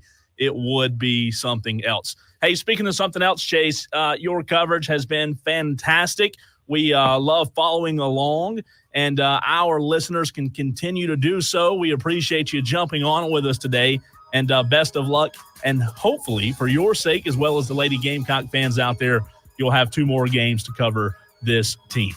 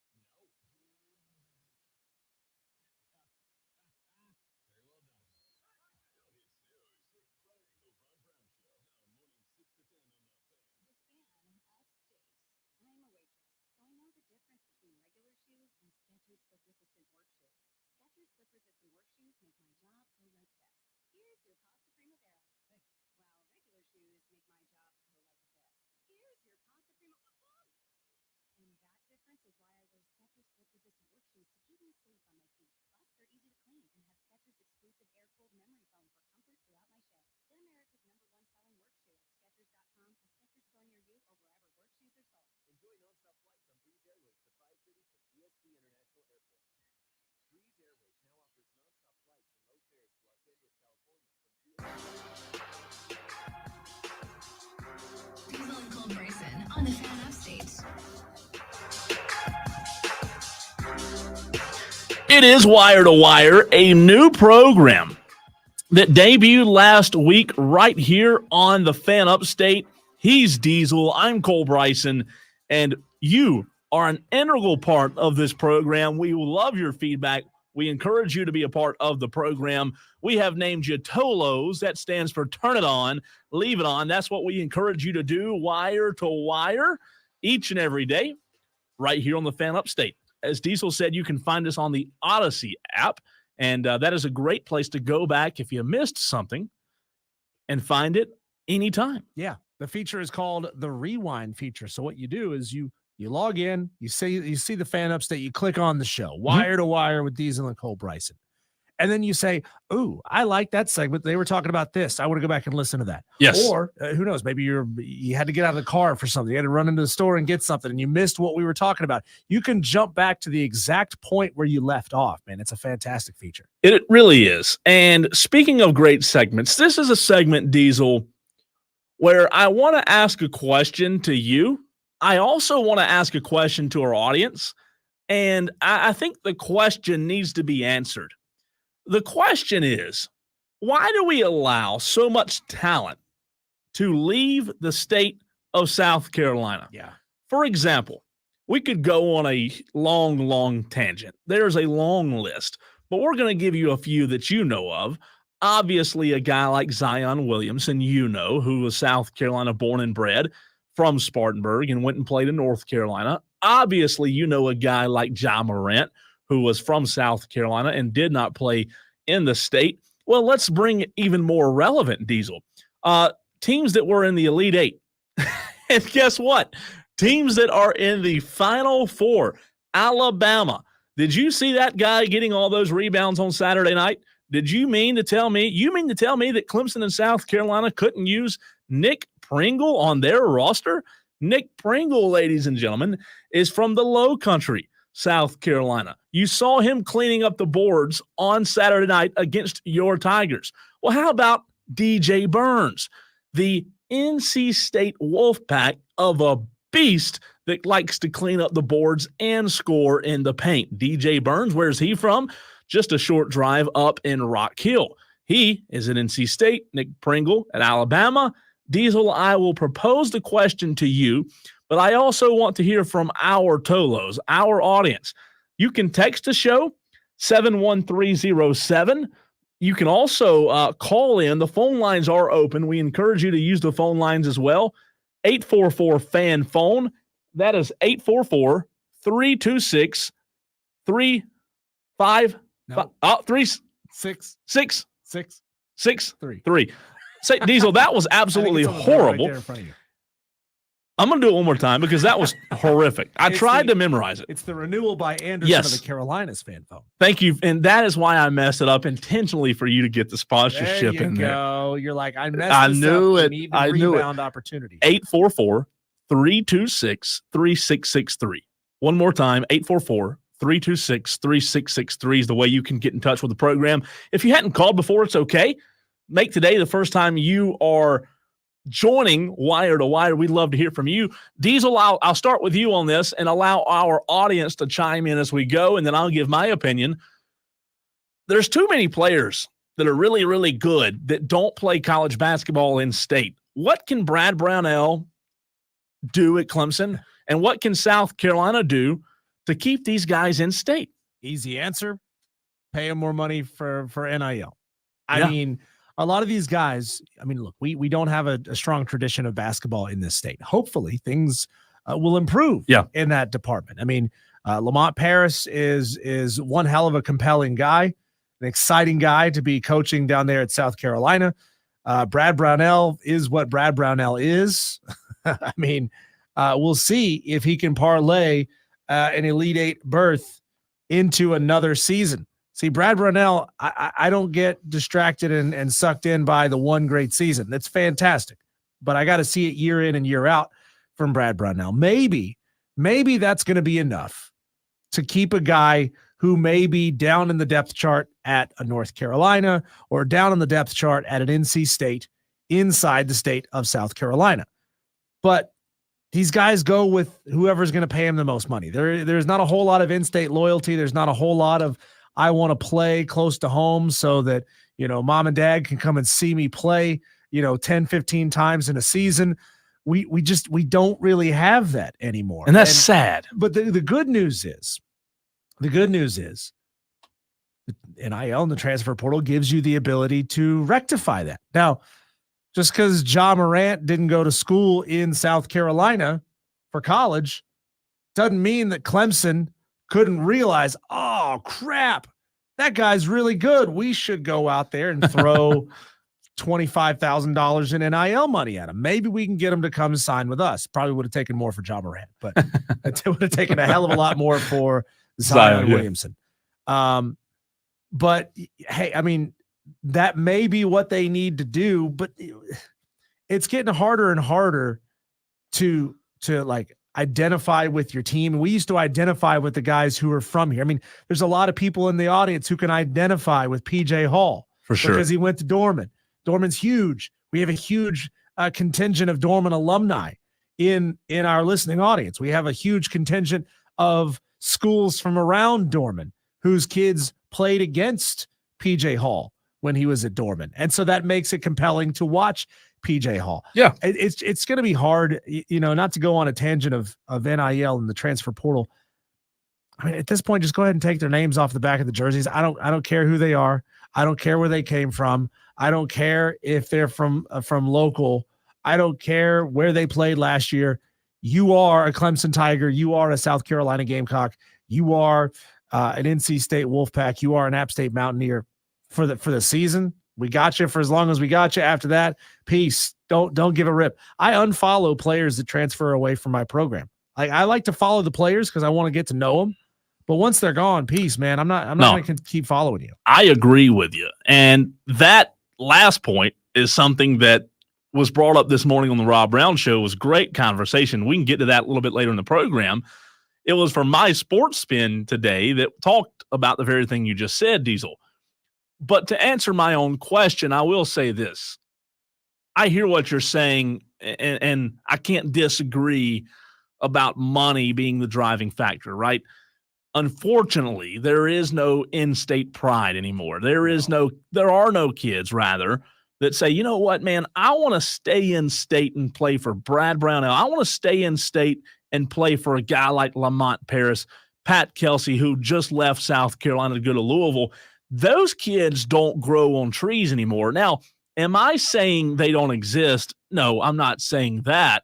However, they're harder to find. So if you are Brad Brownell, if you are Lamont Paris, you have to understand while keeping kids in state is important because we do have talent here. But to your point, Diesel, we're not North Carolina. North Carolina is known for basketball. Sure. We're not yet. I think it's better than it was. But in today's world, in 2024 and beyond, the only way to change that narrative, Diesel, is to do what? It's to offer players in South Carolina a more incentive to stay than the guys up north of you, right? And that's going to be tough. You think so? Really tough. Yeah, those blue bloods, they always have more investment in their programs. Like I don't care how good Clemson and South Carolina get. The University of North Carolina, Duke, NC State to a degree, but really just Duke and North Carolina, they will always have more institutional support behind basketball than any school in the state of South Carolina will, because they prioritize it. They make it important. I mean, for Duke, that's really all they got. I hear you, and I agree with you on that. Kind of riding that fence of like, are we going to try to be a football school? Maybe just a little bit, but we all know North Carolina is a basketball first kind of school, and all of the money, the real money, comes in for basketball. It's kind of like they'll change a rule in football to maybe help the group of 5 schools just a little bit. Right. But we all know who's going to benefit from every rule change. It's the power schools. And in this case, North Carolina and Duke, they are the power schools. Clemson and South Carolina, as far as they're concerned in the pantheon of basketball nationwide, they're group of 5. Yeah, they're a small dog in the fight. Yeah. I will say I agree with you when it comes to North Carolina and Duke. I would, though, have a problem seeing a guy like North Carolina State. I would. Maybe it's just me being prideful. If I'm Brownell or Lamont Paris, I would have a problem with North Carolina State coming down and getting one of my guys. Of course. I would want to be able to say, hey, we can offer you something. Obviously, money's a part of it, but we can offer you something that they can't, being out of state. I don't know if that – you know what, Diesel? I don't even know if – I would think so. I don't even know if Brad Brownell and Lamont Paris in today's world – this is a great question. Do they even care about keeping in-state kids? I guess that's where you have to start the conversation. They'll tell you yes on an interview, right? Wouldn't you assume? It's important for us to go mine Burns. It's important for us to go hit Dorman. It's important to go hit Gaffney. But do they care, though? Well, do they really care? Probably not when you can just again, we talked about it earlier. Nate Oates has 9 portal guys, and he's in the Final Four. So, like, does it really matter where they're from? Like, and if you really it want doesn't them, matter. No, if you really want them, you can go back and get them in the portal later. And I was thinking about that. You could have them here for a year, right, on the tail end of their career. But take Diesel, a guy like PJ Hall, for example, who did stay in state and did go to Clemson just an hour or so away from his high school. Do you think, and I guess this is what it boils down to from the player's perspective, throwing money out the window, do you think players see a benefit of staying in state? That's the problem. You got to start asking, what do these players prioritize? And that is a harder question than ever to answer. What do these players prioritize now? I mean, they all prioritize the money. How much are you going to pay me? Yeah. Like, to them, to a select few, it may matter that they grew up a Gamecock fan, or they grew up a Tiger fan, or they grew up a Paladin fan. It may matter to a few of them, but I think the number to whom that matters is shrinking. I'm with you. Maybe things will change. Maybe as this gets really out of control and it gets really weird, a situation will arise in the future where that changes. And, in-state is it's more lucrative to stay in state. Maybe it's just hard to say. What South Carolina doesn't have helping them, Diesel, is the fact that the state above them has probably the 2 richest, full of tradition programs in college basketball history, right? North Carolina and Duke, regardless of where they are today, neither one of them are in the Final Four, but still, regardless of who is at Clemson coaching, regardless of who's at South Carolina coaching, you're not going to be able to go to a kid and keep them in state versus going to one of those other schools. I think that's probably the biggest detriment. But I will say that maybe, and you kind of hit on this a minute ago, and then I'll spin it and we'll go to what Rob Brown and then we're talking about this morning, and I'll get your opinion on that. But Diesel, maybe money can be with NIL and the transfer portal, if you use it like on the back end of their career, maybe money can be something where you can use that to leverage them to start staying home. Because at the end of the day, Clemson and South Carolina would be playing right now if DJ Burns was on that roster. Like, sure, both of those schools would be lying if they said, hey, we don't really want DJ Burns. Telling me PJ Hall and DJ Burns together wouldn't be a real contender for a title. Nick Pringle and PJ, I mean, both of them. And, to close off, to put a bow on this, I'll say this, Diesel. I think that I'm trying to pick my words wisely when I say this. I think that we talk about Brad Brownell all the time. I think that having a culture where the players feel welcome and involved, and obviously they have to be enticed because that's why they're coming, because of the money. But I do see Lamont Paris, Diesel, and what he's building at South Carolina as a program that probably will be able to contend more with the big boys in the Clemson. Yeah. And again, I don't read too much into this, but I'm big on culture. I'm big on coaches understanding how to connect with players.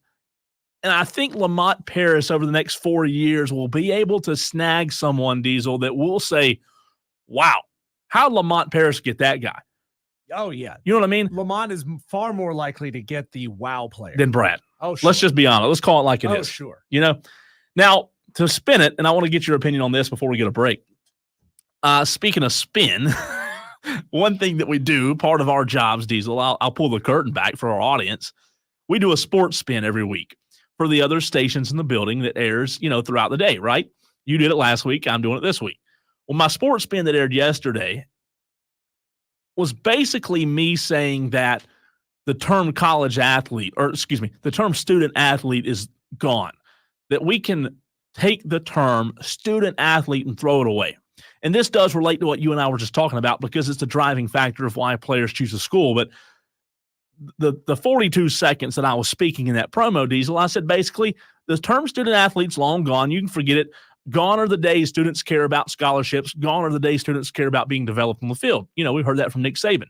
Well, Rob Brown and Lonzo discussed it this morning on their program, and I thought it was great content. They went back and forth about it. Rob disagreed. Lonzo did agree. Rob's basically, and I don't want to put words in his mouth, Diesel, but his point was he don't think that money is the driving factor for players across the board like we kind of assume and think it is. Like there are still some players that do, and I get it. You can't put a label on all players, but where do you stand, Diesel? And I know that we've kind of gotten our toes wet in this conversation in the short week we've been on the air, but when it comes to players choosing schools, would you agree or disagree that the term student athlete's gone? Well, it depends on exactly which student athletes you're talking about. You ever heard of the 80-20 rule? Yeah. I look at it kind of like an 80-20 rule. The elites of the players are the best 20% of college basketball. Well, those 20% probably soak up about 80% of all the NIL money that's out there. And so when we talk about student athletes and these guys getting paid an awful lot of money and transferring and going here or there because they're getting paid, we're really only talking about 20%. Mm-hmm. But we're also talking about the best 20%. True. So we're really kind of, not to say that anybody is more important than anybody else, but we're talking about the most important 20% of college basketball. And to them, it really matters. It really, really matters. And I would even caution, if you break that down, to say, okay, of those 20%, mm-hmm. how many of them are all about money? The best 20%. How many of them choose and make all of their decisions based on money? And how many of them make their decisions based on the myriad of other factors for why they make their decisions? You hear the guys who want to play close to home, who traveled across the country, didn't love it. Mom got sick. I had to come home and be close to mom. Yeah. Or my dad played basketball here in the 80s. Like those kind of guys. That's probably more like 90-10. Sure. So we're getting smaller and smaller fractions. And for those people, for that 80%, I'd say it really is all about the money. You're a kid who's good at basketball and you've got offers from all the big boys. Let's say you're a Ja Morant, or you are a DJ Burns, or mm-hmm. a Nick Pringle, mm-hmm. and you're growing up in the state of South Carolina, and you've got offers from Clemson in South Carolina, and they say, hey, we'd really love you to stay in state. We're going to throw, $5,000 in NIL money at you. But then Creighton comes along. Yeah. And they say, well, we'll throw $15,000 if you'll come out here to Omaha, Nebraska. Mm-hmm. And then Kansas comes along and say, well, we'll throw $20,000 if you come out here to Kansas. Or then Gonzaga comes along and we'll throw $30,000 if you come all the way out here to Washington. So a lot of these guys are making their decisions based on money. It's not all of them. It's 20% who are making these decisions, but those are the ones who get the publicity. Those are the ones who make the noise. Location really doesn't matter when you're talking about that kind of a bag, Well, and look, how many of these guys do we see transfer over and over multiple times now? Yeah, it's happening. These you're guys, right. They don't care. They don't care what jersey they're putting on anymore. You as a fan care, which is why, and it can happen to any program. Look, if it happened to Alabama, who's been on a roll the last couple of years, and they had to replace 9 guys in the transfer portal, then it can happen to anyone. Like we kind of laugh and joke about Virginia Tech having to replace their starting 5. You're like, oh, well, it's Virginia Tech. Like they've been okay. They've never really been that good, but ultimately Virginia Tech is a feeder school. Guys from Virginia Tech, they're going to splinter. They're going to go off to North Carolina and Kansas and Duke and Alabama and Tennessee. They're going to go there anyway. But this is Alabama. This is Nate Oates. They were a really good basketball team the last couple of seasons. If anybody could hold on to their elite talent, it should be a Nate Oates. But even Nate Oates can't hold on to that. But now we've just learned it doesn't really matter. He's just got to be able to have somebody with deep pockets throw money at the right guys. And he says, okay, you get them on campus, I coach them up. That's all that's all I'm here to do. UConn and Alabama are both good examples having to replace starters. And then I'll even take it one step further. I know it's a different game, different sport, but South Carolina women's at the collegiate level, they had to replace all 5. And look what they're doing this year. So I hear you, and I agree with you. Nobody can escape it. It's the world we live in with college athletics. Few texts coming in on the program on the text line. You can do so by texting 71307. Trey says there are athletes that are the same as other high school students. They want to get the hell out of South Carolina. Cole, is Rock Hill considered the upstate? Diesel wouldn't let. It's borderline. It's close. Yuck, says a texter talking about App State. Diesel, you don't want to hear this. He says hell Southern. It's pronounced fail Southern. Ooh, I like that. Texter says I'm with Rob Brown on this one. They are still students and still athletes. The majority of players aren't getting these huge NIL deals. Thanks for the text, Joey. And then 2 other texts that just came in. I agree with you both. It's all about money. Nothing else matters anymore, sadly. And then they go on to say, great show, guys, really enjoying it. We appreciate you, texter, and all the texters getting your thoughts in, whether it's the stream or the text line. We really appreciate it. Diesel, I think one thing we have to understand is about this, regardless of where you stand on it, it's only going to get worse in terms of money being the driving factor. If money's not the driving factor now, if it's not the main driving factor, wait till more and more boosters get involved. Wait till more and more collectives get involved. It's only downhill in terms of money being the driving factor from here, in my opinion. Well, yeah, until something comes along that balances it, maybe nips it in the bud. If you want to go Barney Fife, just nip it in the bud. It's going to happen. Something has to happen eventually to change this, because it's turning a lot of fans off from the game. It is. When we come back, we'll take a look at the late afternoon buzz. We'll whip around some of today's daily wires, get you caught up with how the Braves fared in game 1 versus the White Sox, and a bunch of other things. What NFL player lost a ton of money betting on the NCAA tournament? That's next here on Wire to Wire with Diesel and Cole Bryson, live from the Ingles Market Studios.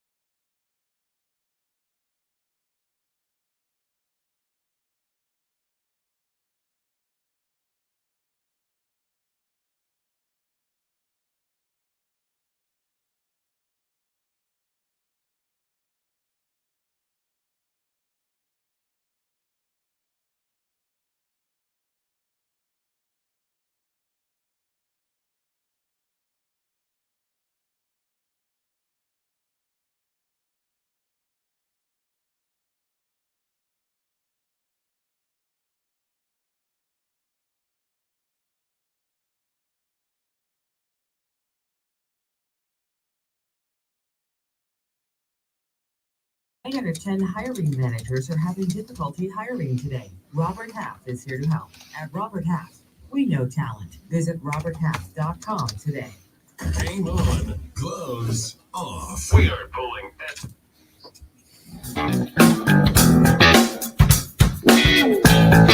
It's Wire to Wire with Diesel and Cole Bryson. Whether you're listening over the air, 97.7 FM in Greenville, 97.1 FM in Spartanburg. If you are streaming us on the free Odyssey app, or if, well, it's not even in your world, 6:45 in the afternoon.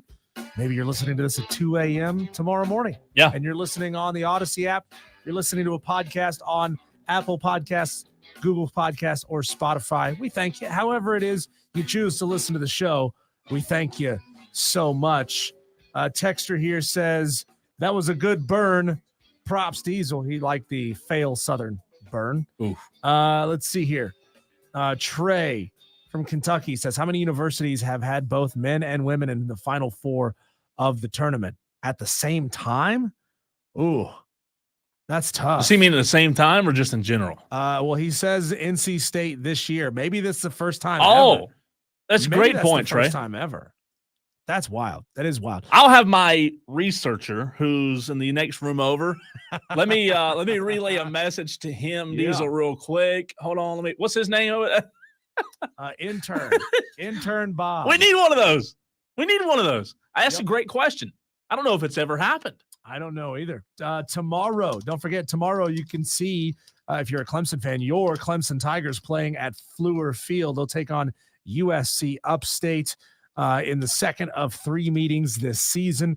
Clemson 24-3, sitting at number 2 in the country, taking on the 18-11 USC Upstate Spartans. That's not a pushover team. Remember, USC Upstate beat Clemson, I think, 2 seasons ago. They're good. I mean, they're a really good team. They are. They've done props to them. We don't talk enough USC Upstate athletics on this show, but when USC Upstate is good, we definitely want to shout that out. 18-11, not ranked at the moment, but man, that is a scary good game, scary good team that could beat Clemson again.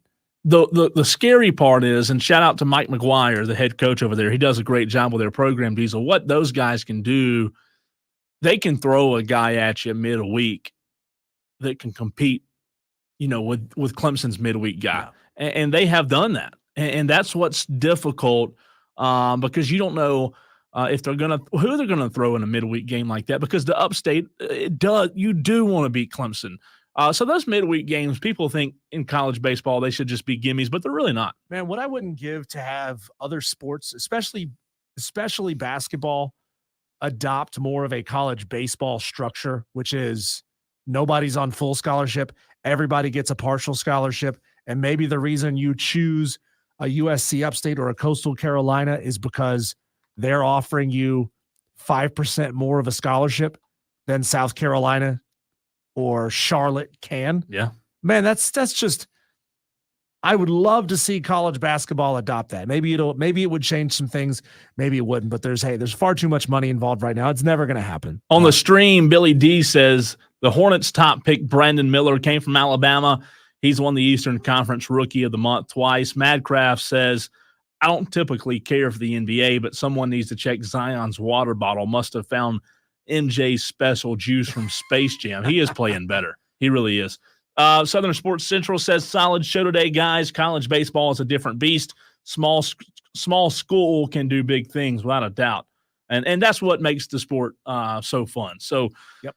We'll continue to follow Clemson and South Carolina and have coverage on this very program. But looking around your daily wires right now, the Braves absolutely spanked the White Sox. Yes. 9-0. They started off the season well, 2-1 with a 9-4, 12-3 wins and then a 4-5 loss at the Phillies yesterday. This audio here is great, man. I love baseball play-by-play because they have time to think. They have time to be creative and have some fun. This is Atlanta Braves baseball play-by-play guy Brandon Gaudin talking about just how often and for what reasons the Boo Birds come out there in Philly. Oh, no, it looks like we got a little problem here with the audio structure. Give me 1 second. Here, while Diesel does that, have that for you I'll go through some of the other Daily Wires. He is going to pull that audio because it is really, really good. Diesel has on here, and I didn't see this until just now, Des Bryant lost $30,000 on the UNC Alabama game. I know $30,000 to Des Bryant's not really a lot. He's probably like me and you, losing $5. It's $30. Yeah, that's what I'm saying. It's not really a big deal, but still, I guess he put $30,000 on the UNC money line. I don't know, but that's embarrassing. I wouldn't put that public. That's tough. Here's Brandon Gaudin, Atlanta Braves play-by-play on the Philly Booze. This place more than any other.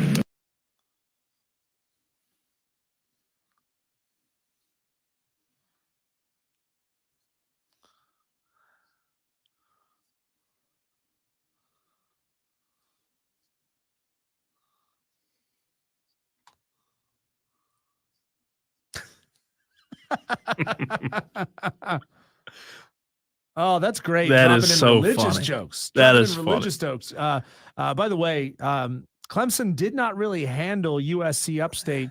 USC when they played back on February 27th, that was a 12-6 win at Clemson. Of course, you get a little home cooking there, but a 12-6 game. You gave up 6 runs to a visiting team like USC Upstate. This could be a really interesting game for the second of 2 matchups. That's going to be tomorrow in Greenville, Fluor Field, 6:00 first pitch. We suggest that if you're a Tiger fan, you need to get down there and see it live. Without a doubt. I have a question, though, Diesel, for you before we go off the air. I did some research. I had our intern next door do some research. Yeah, Bob the intern. How many times, and I believe I have to give credit to Trey for asking this question on the text line. Great question, Trey. How many times has a school sent the men's and women's team to the Final Four in the same season? The answer blew my mind. You want to guess? It's never happened before. It has. Before this year. It has. What? It blew my mind. Okay, I'm gonna guess and say UConn. I'm gonna say it was UConn. I don't have the teams. I just have how many schools have done it. Oh. It's a number. So guess. I'm gonna say it's happened 3 times before this year. So I'm gonna say this is the 4th time. This is the 14th time. In 1 year? Is that not Dear wild? God. I would have never got that right. All right, you ready? Here's the schools to do so. Georgia in 83, Duke in 99, Oklahoma, Texas, UConn, Michigan State, LSU, UConn in 2009, UConn in 11, Louisville in 13, UConn in 14, Syracuse in 16, South Carolina in 17. How about the Gamecocks and NC State in 2024? So me saying UConn, I was right a lot. You were right Okay. 3 times. Wow. And we forgot South Carolina in 17. Wow. Men's and women's. That blows me away. Is that not insane? That's wild. I didn't realize that many schools had that level of dominance. Yes. In the same season. That is just 14. That man. is just incredible. We appreciate you being a part of the show all day, every day. You Tolos who turn it on and leave it on starting at 3:00. We value you more than you could possibly know. I'm Diesel. He's Cole Bryson. This is Wire to Wire. We will be back to do it again tomorrow at 3:00.